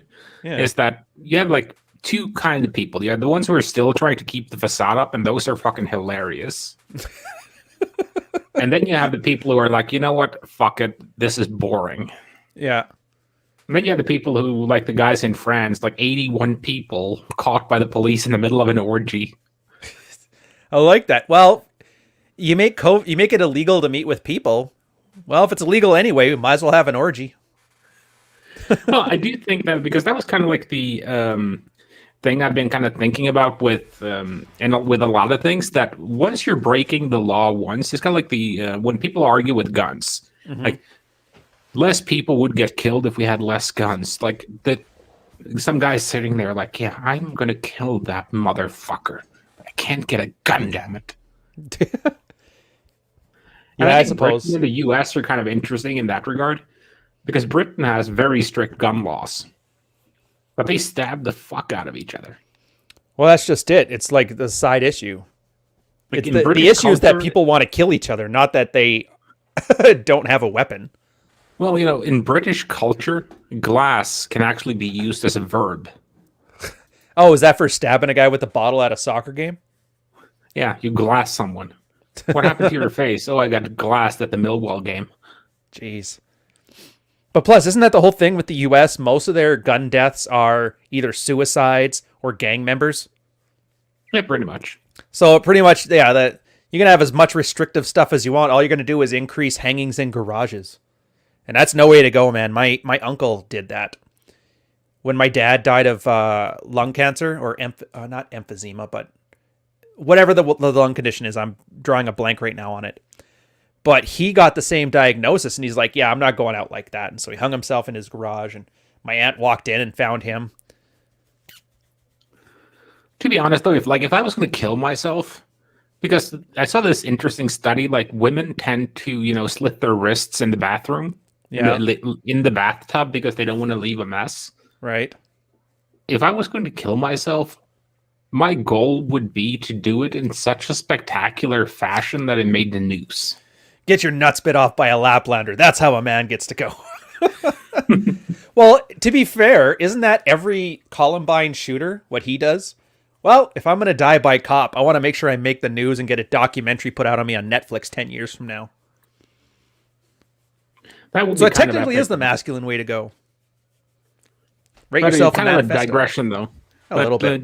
Well, yes and no. There's talking about suicide, and I think the cabin fever with an angry girl, you may want to kill yourself a couple of times. That hanging in the garage sounds kind of nice. This is not Your girl financial was advice, online- guys. Like your girl was online shopping during lunch, and she got Amazon Prime delivery on rope in a chair for you. Yeah. Honey, I found this. Oh. I'll bother you later. Sorry. Dude, I feel sad about those cases. Do you hear those ones where the guys get screwed over by their women and then because even in death, a lot of guys can't get framed. So they do something crazy like suicide themselves to teach her a lesson. I'll teach her how treating a man so bad is bad. They'll kill themselves in like a fantastic fashion, and then the girl just milks it all for sympathy. So like even in death, she's like, well, at least now he's useful. There was way too many of those stories floating around in the sphere there for a while. That kind of Well, I think it's that, and that's I think the biggest issue there with those guys is just they think too much of themselves. They think their girl actually cares if they kill themselves. mm-hmm. I actually read a couple of news articles about that recently. It's like, okay, men are topping suicide deaths. They're, have worse mental health outcomes, worse health outcomes, blah, blah, blah. But nobody's talking about it. And that's kind of because weak men are invisible to women. Yep. And strong men think complaining is for whiners. Pretty much. Nobody cares. You ain't shit, and that's okay. There, It's quote kind for of the like book. that would be a great book title. You ain't shit, and that's okay. Well, I should have done that as the title. Had I known that everybody puts an F-bomb in their title to sound edgy, I probably would have made that the title of Fuck Files. But, live and learn. Instead, it's just Chapter 2's header. That would have been a much. I like the Fuck Files thing. I like that title. Yeah. I'm just thinking it would be brilliant if like the bestseller in the self-help category on Amazon was a book title. You ain't You ain't shit. And that's okay. Maybe I'll do that. I'll make like a third edition. Can you change the title on books, or does that you have to get a whole new ISBN for it? You can change the title, I think. Oh, maybe I'll do that. What do you guys But, think? Actually, that'll be cool because then anybody who owns a paper copy of it now could be like, yeah, I remember back when it was just Fuck Files, as opposed to this Mark Manson pablum that we got now. Yeah, that was like the discussion I had with the Limitable Man when I kind of just rushed out Gendernomics 1, and he pointed out there were no page numbers here, blah blah blah. And then I was like, well, I can send you a new copy, and he was like, no, I'll keep this one. It might be worth something. It's like the first 100 books sold that had that one error in them. Yeah. Then you had the original purple cover on it. Oh yeah, the 1990s science textbook cover. I love that one. Yeah, it's actually, you know what it reminded me of? It reminded me of when I was in college. They had a bunch of like graphic design textbooks, and it reminded me of those because that was when Photoshop like version 3 just came out. Okay, dude, come on. Stop trying to lick me on the mouth. He's such a chill dog, but Jesus. That's the thing. If you guys have dogs, by the way, they're going to love. COVID is the second best thing to happen to dogs. The first best things was like Pokemon Go. They had walks all the time. Do you remember that 3-week phrase? What's going to happen to dogs after COVID? Oh, I guarantee you people are going to be on Facebook trying to get rid of their dog. You're going to need like dog psychologists because the dogs aren't getting enough attention. I have no doubt there's going to be some like, what do they have? They have like anxiety over abandonment. A lot of dogs do. So when people leave during the day for like their 8-hour workday, dogs will just start barking and yelling and screaming in the house all day. You kind of have to train your dog out of that. It's kind of one of the purposes of crate training, to get them used to being alone with themselves. Yeah, I just think we're going to get to the point where I think work from home is going to be the new normal after. It's going to be the new normal after COVID. I think you won't be able to get people back in the office 8 hours a day, because 5 days a week, because the argument has always been, oh, this company can't run if people aren't in the office. And I was like, well, the company just had record profits and we're all working from home. Go fuck yourself. Well, I think that's what they figured out. The military actually had this. The very last Canadian security conference that I ever went to, just around the time I left the military, they had talked about Workplace 2.0. And the government realized that there was a real, like, the biggest costs, and this is probably for every organization, is labor, so wages and benefits, and then real estate. And they calculated the cost, the cost per square foot of their organizations. And they found out for Workplace 2.0, half the people work from home, half the people work in the office. You do a Deloitte style where nobody owns a desk. You just kind of rent one for the day or whatever. They could cut those costs in half. But then the problem was there was like a huge issue from a security standpoint, because CSIS is going, hey, as much as I love this idea of sharing my workspace with Joe Blow Nobody, there's some top secret information here, and a filing cabinet's just not going to cut it, dude. So that was always kind of nice to see that. A bunch of like national spies bitching at their coworkers are blasting music too loud, and they have to leave top secret information lying around. Well, we just got security solutions are just rolling out now, some to make sure. And I don't think the whole concept of having shit on paper is going to survive for a long time. I don't think so. Well, I do, only because it's a security mitigation strategy. Like, if you only have a paper copy of something and all electronic copies are destroyed, granted, then your issue becomes environmental. If somebody burns that piece of paper, that information is gone. But well, I don't think it's going away. But you are right; it's going to definitely be reduced. Because what you could do is you just store that at one secure location or two secure locations that are far enough away from each other that they wouldn't both be taken out. Oh yeah, good point. And then you can just have everything else doing with because Snap already does that with Snap messages, where you can read it, and as long as you're looking at it the first time, it's fine. Mm-hmm. But you get notifications if someone takes a print screen or something of it. Which is true. I'm surprised more people, like WhatsApp should be, everybody should be doing that, really. Yeah, but it's one of those things that's kind of interesting now with the trend towards security, because now we already have DuckDuckGo as a search engine that doesn't store private information. People are using encrypted messaging more and more. So it's only a matter of time until the police and the military starts bitching at everyone that you're getting too secure. We can't spy on you anymore. Oh, they already are. How many times have they been like approaching IBM or any of the hardware manufacturers saying, like, look, this encryption is too good? Didn't Apple get a bunch of shit for that? Even Facebook's pissed at them. But Apple's been really good on it, because Apple's been like, no, we can't open that phone for you. Yeah, we know it belonged to a terrorist, and we know it's a matter of national security, but this is a fucking principle, and if we do it for you over national security, next week we're going to have Joe Blow Cop in here asking us to unlock this drug dealer's phone number to see if they can figure out all his clients or his supplier. What do you think their concern on that one is? Is it that they can signal they're more secure, and so they're worried about profits on that side, or are they just worried about the labor involved having to respond to all these bullshit orders? I think it's a combination. Number one, if you build a backdoor into anything, it's always going to be a security risk. Oh, yeah. And on the other hand, if they start complying, they are going to get a lot of work from law enforcement and the military. And it also opens kind of the door for other countries to do the same. Oh, isn't that the new thing? India was doing that, where they're bitching that Facebook isn't allowing them to purge their version of MAGA off the thing over one issue or another. Oh, I hadn't heard about that one. I kind of just like caught glimpses of it on Twitter, so I didn't really look into it. But apparently, it's actually, they thought it was a great idea, this whole purge the MAGA shit. So like, hey, why can't we do that? And they're bitching at Facebook now. Yeah, I think this is going to be like a big discussion going forward, because it's already big, but how much power these social media networks have, and the various, I think they're going to end up being made public somehow. What do you mean? Which part being made public? Well, just on the basis that, like, if you look at what they do with utilities, right. Like in Canada, I see what you mean. Like utility to foreign ownership. Yeah. In the States, you can't legally deny someone power or water. And I think you're just going to end up with some kind of international regulation on that. It's just going to be a question of how they can actually execute it. Kind Because of no like one's this. going How to do you do trust. drive-through strip joints? Because like no one's going to trust. Probably like the windows in Amsterdam Oh, fair enough. and the red lights. All right, so nobody's going to trust.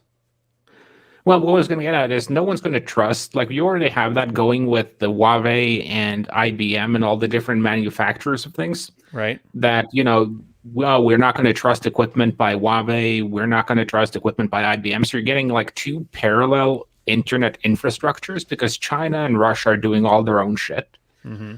Then you have most of Western Europe and the United States and Canada who were based off essentially American infrastructure. Right. Cisco, IBM, etc. Dell. And yeah, well, don't say the D word, man. Don't say the D word. I hate that fucking company. So do I. Hence why I left Anyway, the government. the point on it is just that we're going to have a big debate on that because, yeah, you should be able to lock people off social media platforms for the same things that you would probably haul them in for if they screamed it in a public square. Yeah. So that's going to happen, but then you're going to have all these countries that are going to be like, well, we have our own version of MAGA. No, your version of MAGA is movement for democracy and for the military government to end. That's not the same thing, and then you're going to get into those debates there that they keep having in the Security Council. Yeah, but I mean. Why am I wearing a Seattle protest mask? They are wearing a Carl mask. I was going to say. I've had this way before they stole it. It's the same thing. I had Schopenhauer as my avatar for like four years before Red Pill School started doing it. Oh, he's gone now, though. He didn't get banned, so he decided to delete his account and leave Twitter for good, I guess. Or as far as I can tell, I don't know. I think that's good for him. He's been nervous about being censored by Twitter for like 5 years. Uh-huh. That's always the thing. I always hate that censorship talk. People, assume that means you had free speech. You don't have free speech. It just depends which group you're in, which things are like unsayable. The conservative Twitter bitches about free speech, yeah, but bring up anything to do with child grooming and they'll lose their shit. Well, I just think it's a matter of it. You tapped into somebody's... I should almost tell you the story about Wine More Please and Red Pill Schools, their conversations, man. Oh boy, that's his Pat Stedman. I'll tell you right now. Well, let's have the story. Well, the first one came when... So I joined the Married Red Pill kind of after they had their initial fight. I guess Red Pill School liked the idea of everything under the umbrella and him being in charge. Him and Robert Fisher. But the Married Red Pill guys are like, no, we're doing our own thing. We're cool with that. And then they had egos clashed. Alpha males prevailed and everybody just did their own thing. And then they came back for a second round of this stuff. Where like, you're not official. Like they did some gatekeeping stuff. And then Wine More Please ripped into him. Hunter Drew at one point. You guys remember that guy? He came out with this random post one day saying, if I could do it all again, I would. Essentially saying, if I could get married today, knowing now what I knew then, I'd still do it. To which everybody just dunked on him.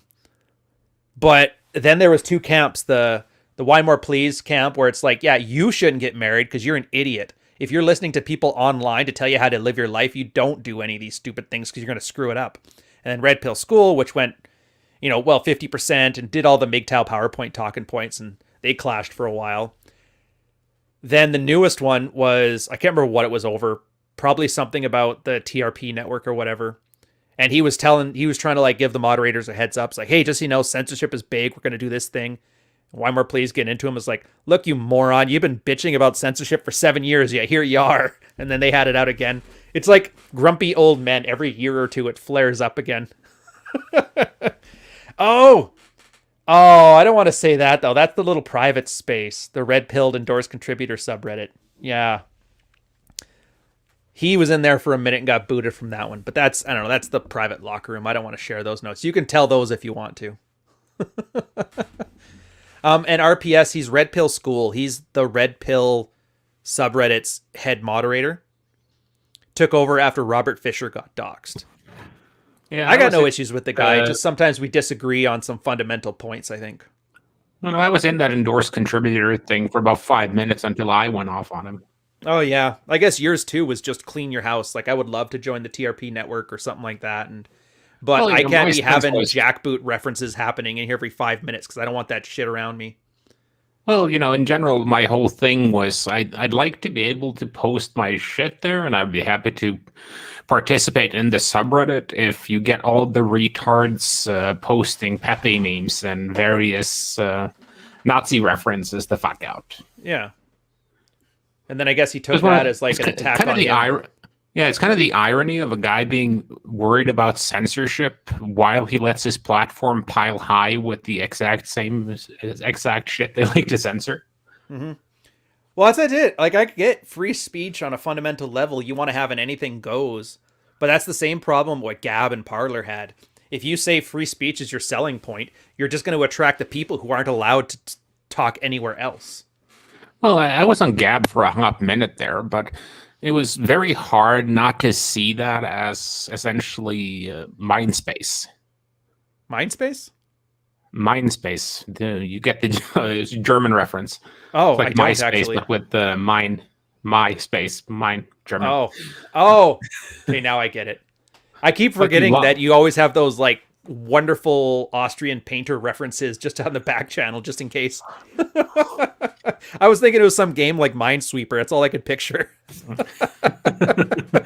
No, but like I'm cool with. I think you should have free speech. I think most constitutions open for it, but Hmm. it's the I don't see being banned off social media as a mainly free speech issue because the if I remember the law, it says the government shall make no law that abridges the expression of free speech. It Yeah, but it doesn't extends say past that for private companies because otherwise you get a Pinkertons thing where that just means the government contracts a private company to do it for you. And that's kind of the issue. But then you have yeah, to but make an they're argument that you know. the thing is a monopoly. So in the case of the Pinkertons, they were essentially like the CIA and the FBI. They were federal enforcement and they had a veritable monopoly on it. And you can make the case that Facebook and Google have a duopoly on this thing. And so if that's the only place you can go for social media, but that's where you were talking about before, where you have like utilities. You can't deny people space. And that's, I don't know, that whole argument gets in the But it weeds. also goes into the fact that if you actually force social media companies to um, label everything the way they did Trump towards the end, Mm-hmm. then they're not going to be profitable. Most of them aren't I think it's only Facebook that makes money off this shit. Twitter Oh, and yeah. Snap and so on aren't profitable yet.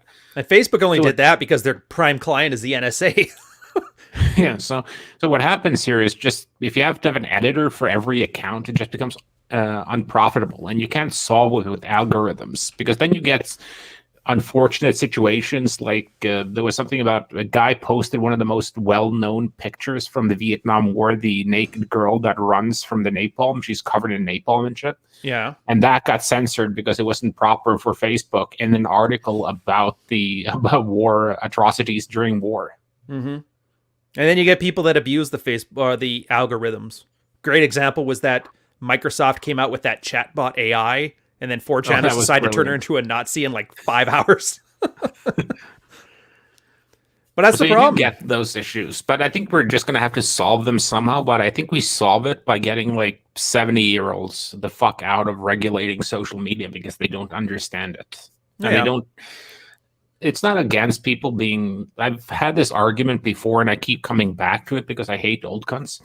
But I think we had it right the way we used to do it, where young people are governed, people who are, let's say, middle age govern, and then the old people are advisors. Wasn't it Because like the if old you, Roman system? Like you couldn't vote because till you were 30 or something like that. And because if you have that system, you have people who are because if people stay too long in a job, Mhm. they partly they become outdated, but they also tend to lose any flexibility or innovative thinking. Or anchoring If some even. If you haven't been in the workplace for a while and you're teaching about business, eventually you're going to lose track with what business is doing. So it's not a criticism of age in and of itself. It's just like people. The reason why it's harder to get into your first live-in relationship when you're 40 than it is at 20 is you have a lot more ingrained habits when you're 40, and you're a lot more set in your habits. And you get more and more set in your habits as you get older, and that tends to exclude new thinking. Well, that's the whole process of being zeroed out. That's the only way to reset it. Like if you look at, I was talking to Ed Lattimore about this. It's actually, Ed is a lot of fun to discuss things within DMs. I was discussing like what's going to happen in the US with politics, and I referenced that here too. It's that you're going to hit a point where you're going to have a massive generational shift from the people who fill every place there being boomers to probably Gen Z or millennials. Probably millennials. I think the millennials are the big demo right now, aren't they? Other than boomers. And that's going to be a giant leap because you're essentially going from people who grew up in the 50s, 60s, and 70s to people who grew up in the 90s and 2000s. Mm-hmm. And once you get into that, then yeah, I just think that is a ball you can't stop from rolling. It's why I've said conservatism is the dumbest fucking ideology ever. Because it used to be something specific. Well, but current conservatism is essentially, let's be an anchor. Let's just slow shit down. Mm-hmm. Which is weird because that's supposed to be the way the political system was set up. You shouldn't need advocates for slowing down. Just make things inefficient and they'll slow down on their own. Yeah, and to go back to the cabin fever topic on that relationship is going to be slow. And when you have to govern that inside like you're doing now, you're currently having two parties that they can't, if they're fighting together, you're probably not getting cabin fever. But if they're fighting each other and both are trying to move into a different direction, you're definitely going to have it. And money is going to become a major issue because a lot of people are out of work. Yep. Actually, I wonder that. I didn't see a lot of studies on this. Like what kind of job losses are happening? I know everybody likes to parade like everybody's losing their jobs, but I haven't seen numbers on it yet. Although I haven't looked either. Like, are we talking Great Depression in 2008, or is it just kind of like a standard recession level of unemployment right now? I would say the biggest problem is it's hitting the people who were in trouble to begin with. And what I mean by that is anyone who works in an office generally got to keep their job and are working from home, but people in the service industry who get paid shit in the beginning and to start with and have less saved money are the ones losing their jobs. So and entry-level jobs are down too because people are hiring less new people. Yeah, which sucks because I mean that was always the millennial thing back when I was in my 20s. Is millennials were always gate kept out of like initial positions to start building their experience because the boomers were staying on because whatever crisis just happened fucked over their retirement fund. So, well, I need to work for another 10 years. Sorry, guys, you can get started at 30. I guess now it's Gen Z's turn for that. Or is Gen Z old enough yet? How does the age work? Yeah, then you had the people. It's Gen Z, millennials, then Gen X, then boomers. No, I just mean how old is like the oldest Gen Z guy right now? Let's see, Gen Z, born after 2000, so about 21. Okay, so they're just about to get fucked now. Oh, poor bastards. Yeah, the funniest thing though is like Gen Z have been doing all drugs you can possibly dig up. I keep seeing stats that MDMA use is through the fucking roof. Really? But they're now legally allowed to drink in the US. That's crazy. I figured peak rave culture in the 90s and 2000s would be like max out MDMA. I didn't realize. But isn't that, I guess that's the joke with Gen Zs anyway, isn't it? They're going to have the same existential crisis of building a life that millennials had, but where millennials decided to just do Occupy Wall Street, Gen Z are just dancing about it on TikTok. Well, to be honest, though, I did kind of love that when I'm not going to say but when Wall Street, like they did Occupy Wall Street, that didn't work, but they shorted the shit out of a hedge fund and almost killed a hedge fund. That's actually going to change things. Mm-hmm. Which is funny because I don't know if it will, but it definitely put people on their toes. And I think a lot of guys, people are going to lose money and people are going to gain money. But you're right, the game is changing. Well, what's going to change about it is that hedge funds have kind of had a carte blanche with shorting.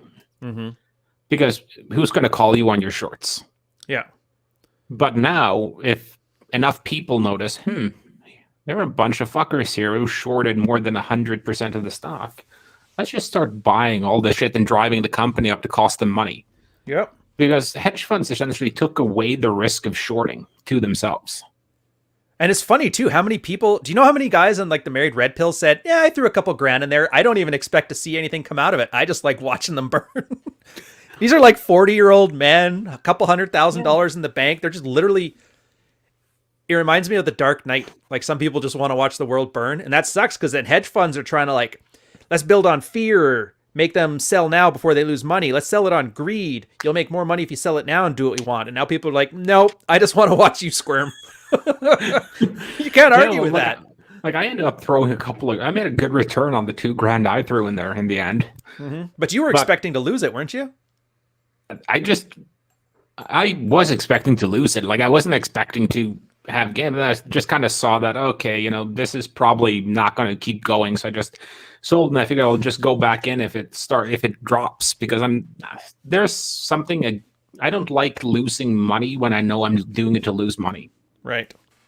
What's the future of honest intellectual conversation? I think Joe Rogan is a good example of that, his podcast. Yeah, nobody listens to it anymore and it moves to a better platform that pays better. Intellectual conversation. But I agree. No, it is. It's people with different, it's not going to be a bunch of Christopher Hitchens types, a bunch of intellectuals talking about intellectuals. I agree. You're going to have a plumber talking with a doctor, talking with a scientist. I think that is definitely the future. I'm sure there's some fancy way to describe I don't know, whatever. Intergenerational warfare.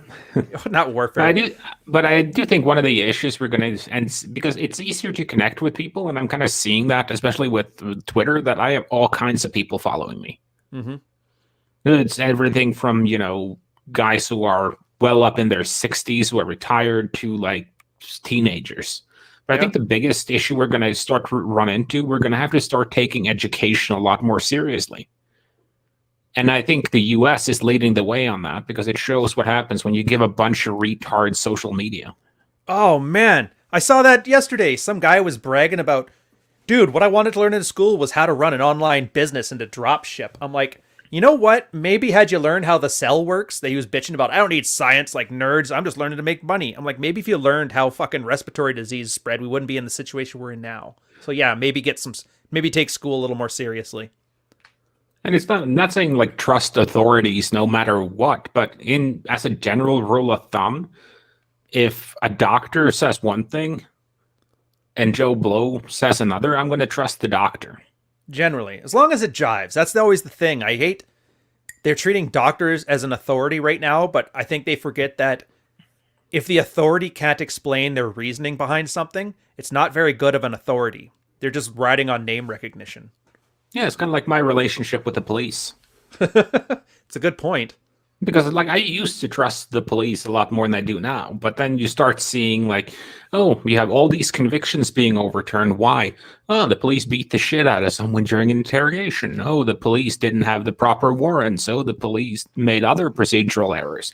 Oh, they locked a guy up for 100 years based on the fact they didn't like him. And after that, you start to kind of get to, okay, maybe we should educate and have higher standards for police.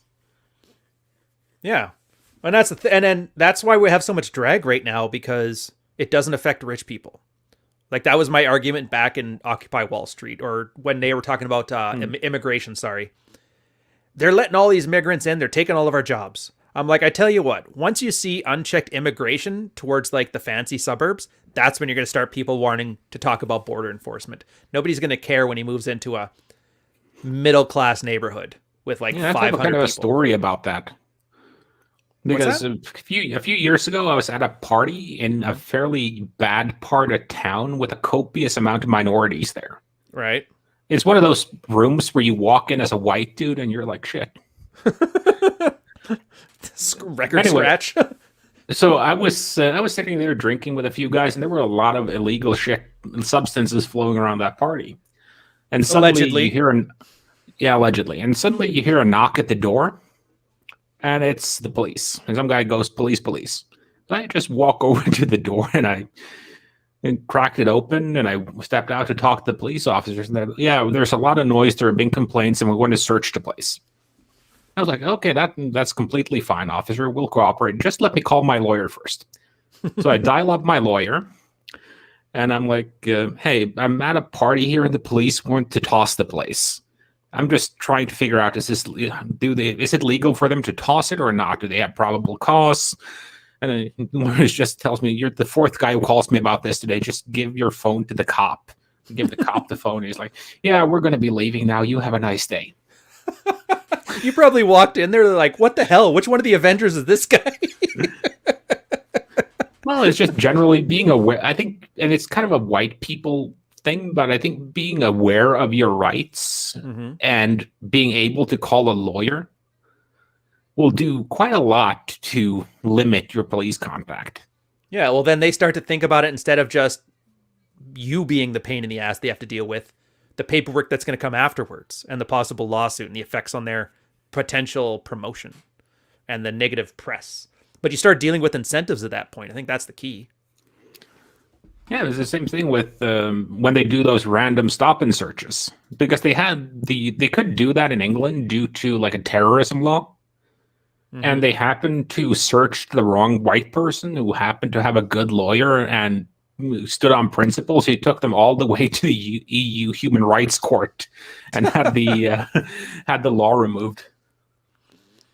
Isn't that always the thing? It's like, well, what are you going to do about it? Actually, I was joking with, I was thinking, remember that time where Myron decided every time somebody was shitting on him, he would just like challenge him to a boxing match? No, I didn't catch that one. It's every time somebody makes fun of him when he got that viral video and that, he's like, all right, I'll challenge you to a boxing match. It was like such 1997 internet etiquette there. It kind of stuck in my mind. And I was just thinking like, that's going to self-select for the kind of guy who wants a boxing match and who can have a boxing match. So the one time somebody says yes, and then I think back to that. Remember The Simpsons where Homer kept challenging everybody to a duel until he hit that one tech guy with the Texas hat. He's like, I accept, sir. And he's like, what? A lot of times just calling people's bluffs is like girls do that all the time. And there's a reason why, because they find out so many threats are just bluffs. Well, it reminds me of that, what was the other one? Oh yeah, there was someone tweeted it out or something. It was a screenshot from like a conversation under like an MMA fight. Mm-hmm. Oh, and one guy commented like, "Oh, you pussied out on that choke or whatever," something like that. The guy who was actually in the fight responded, "Hey, do you want to fight me?" The guy's like, "No, you'd kick my ass." You're why don't you say that to my face? Like I wouldn't, because you beat the shit out of me. Fair enough. I love that one. It was such an honest admission. Like, look, dude, I'm just here to talk shit. I actually don't want to fight you. I can respect that guy. He knows the game.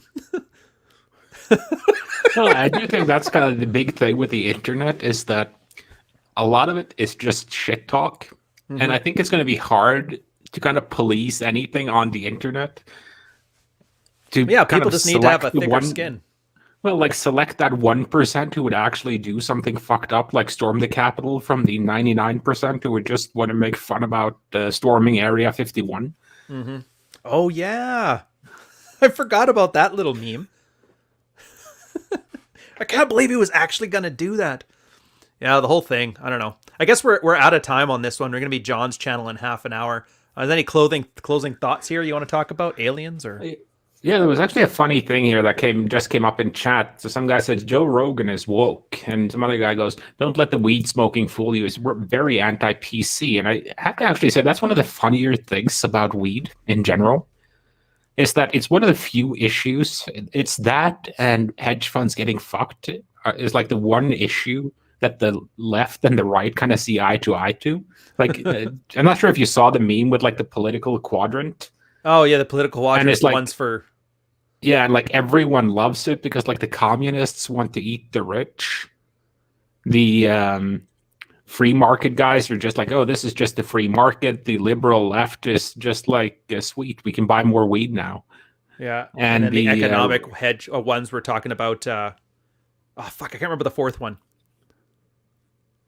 Do you remember the fourth one? No, I don't. But anyways, I think that's one of those things. There are a few issues that the left and right see eye to eye on, because the right want the taxes and the left want the personal freedom to smoke weed. Yeah.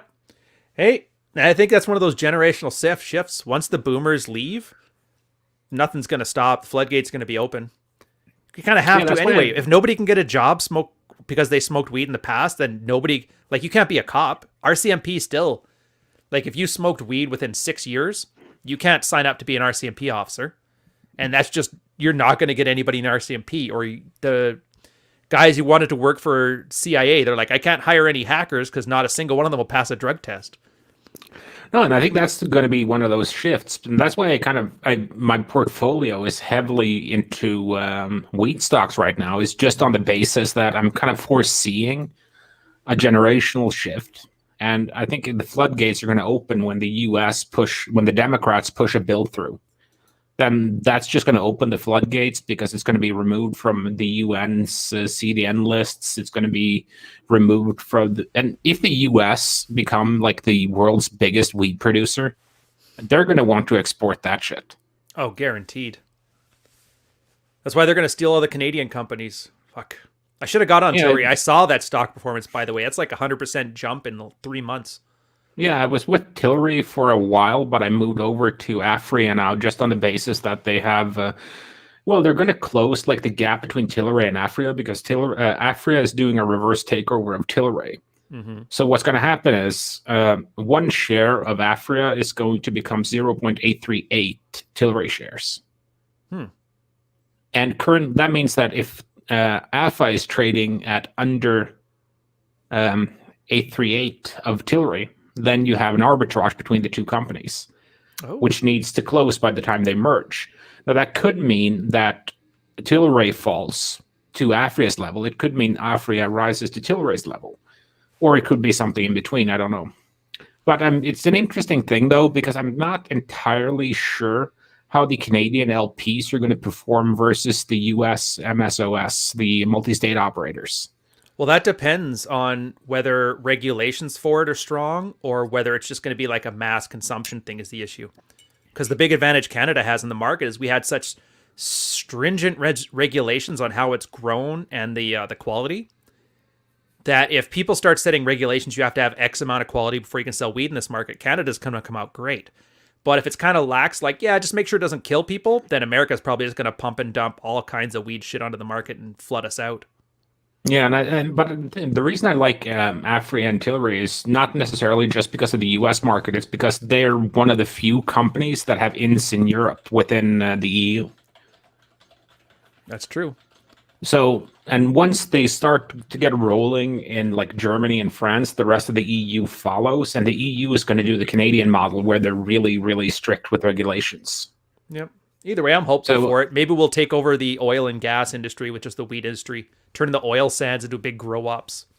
Because to be honest, like I do think BC Bud would have a great brand in the US. Like because BC Bud is like known all over the world. Yeah, dude, it's like the Italian supercar of weed. Just say the word BC and everybody loves it. So it's going to be an interesting move, that one. And I'm also seeing like I'm seeing a lot of concern and buzz in European politics about it because you kind of have two rough groupings within like the EU. Because you have the ones that want to continue the prohibition the way it is. And then you have people who are kind of seeing that, okay, we have two options here. We can either keep going with the with the prohibition thing, the status quo, but that's going to lead to international pressure, which means maybe the EU has to accept the American or Canadian way of doing things, and the EU likes to set its own rules. Mm-hmm. Because it's just kind of like France is doing a referendum now to kind of see, should we move on this issue? Because internally in the parties, you have a lot of people who are pro in every party for different reasons. But they're kind of stuck with, we've been saying that this shit is dangerous for 40 fucking years. Well, do they have like the same drug war stuff they have in the States where there's too many vested interests in keeping it illegal? Or is it mostly just a status quo? Nobody wants to be the front runner in, hey guys, weed is cool now, and worried about chopping their head. Fair it's enough. Both. You have a lot of the drug war investments, and some countries have taken that to extreme levels. But you're also starting to see that, the prohibition thing hasn't worked because you're seeing kind of the stats on like how much money you're spending on drug enforcement Yeah, and versus how what you're many getting. people have versus how many people have used it. And it's like 60-70% of people now in countries like Germany and France have tried it once during their lifetime, every between 16 and 64. And one of the main concerns here is like, well, my kids are telling me, well, my 16-year-old told me it's easier for them to get cocaine than to get alcohol.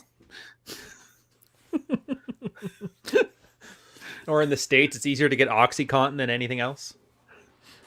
So that's one of those interesting things. And I'm bullish on the industry. The question is just the market timing. So I'm kind of looking at would it be beneficial to kind of divest towards the bill? So once the bill is passed, because you saw that with Canada, all the stocks went up until they actually legalized, then they dropped like a brick. Oh yeah, everybody saw their exit point. So that what that's that one is? issue there.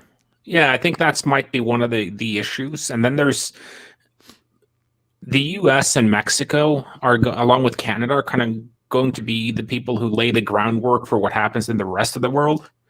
And Luxembourg is kind of taking that role in the EU because I Really? think once one EU country does it, that's going to be a model for the rest of Europe.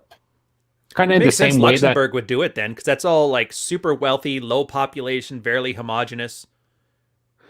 yeah, so they're They going don't to really push have something issues with through. like poverty crime. No, that's going to go through sometime in 2022, 23.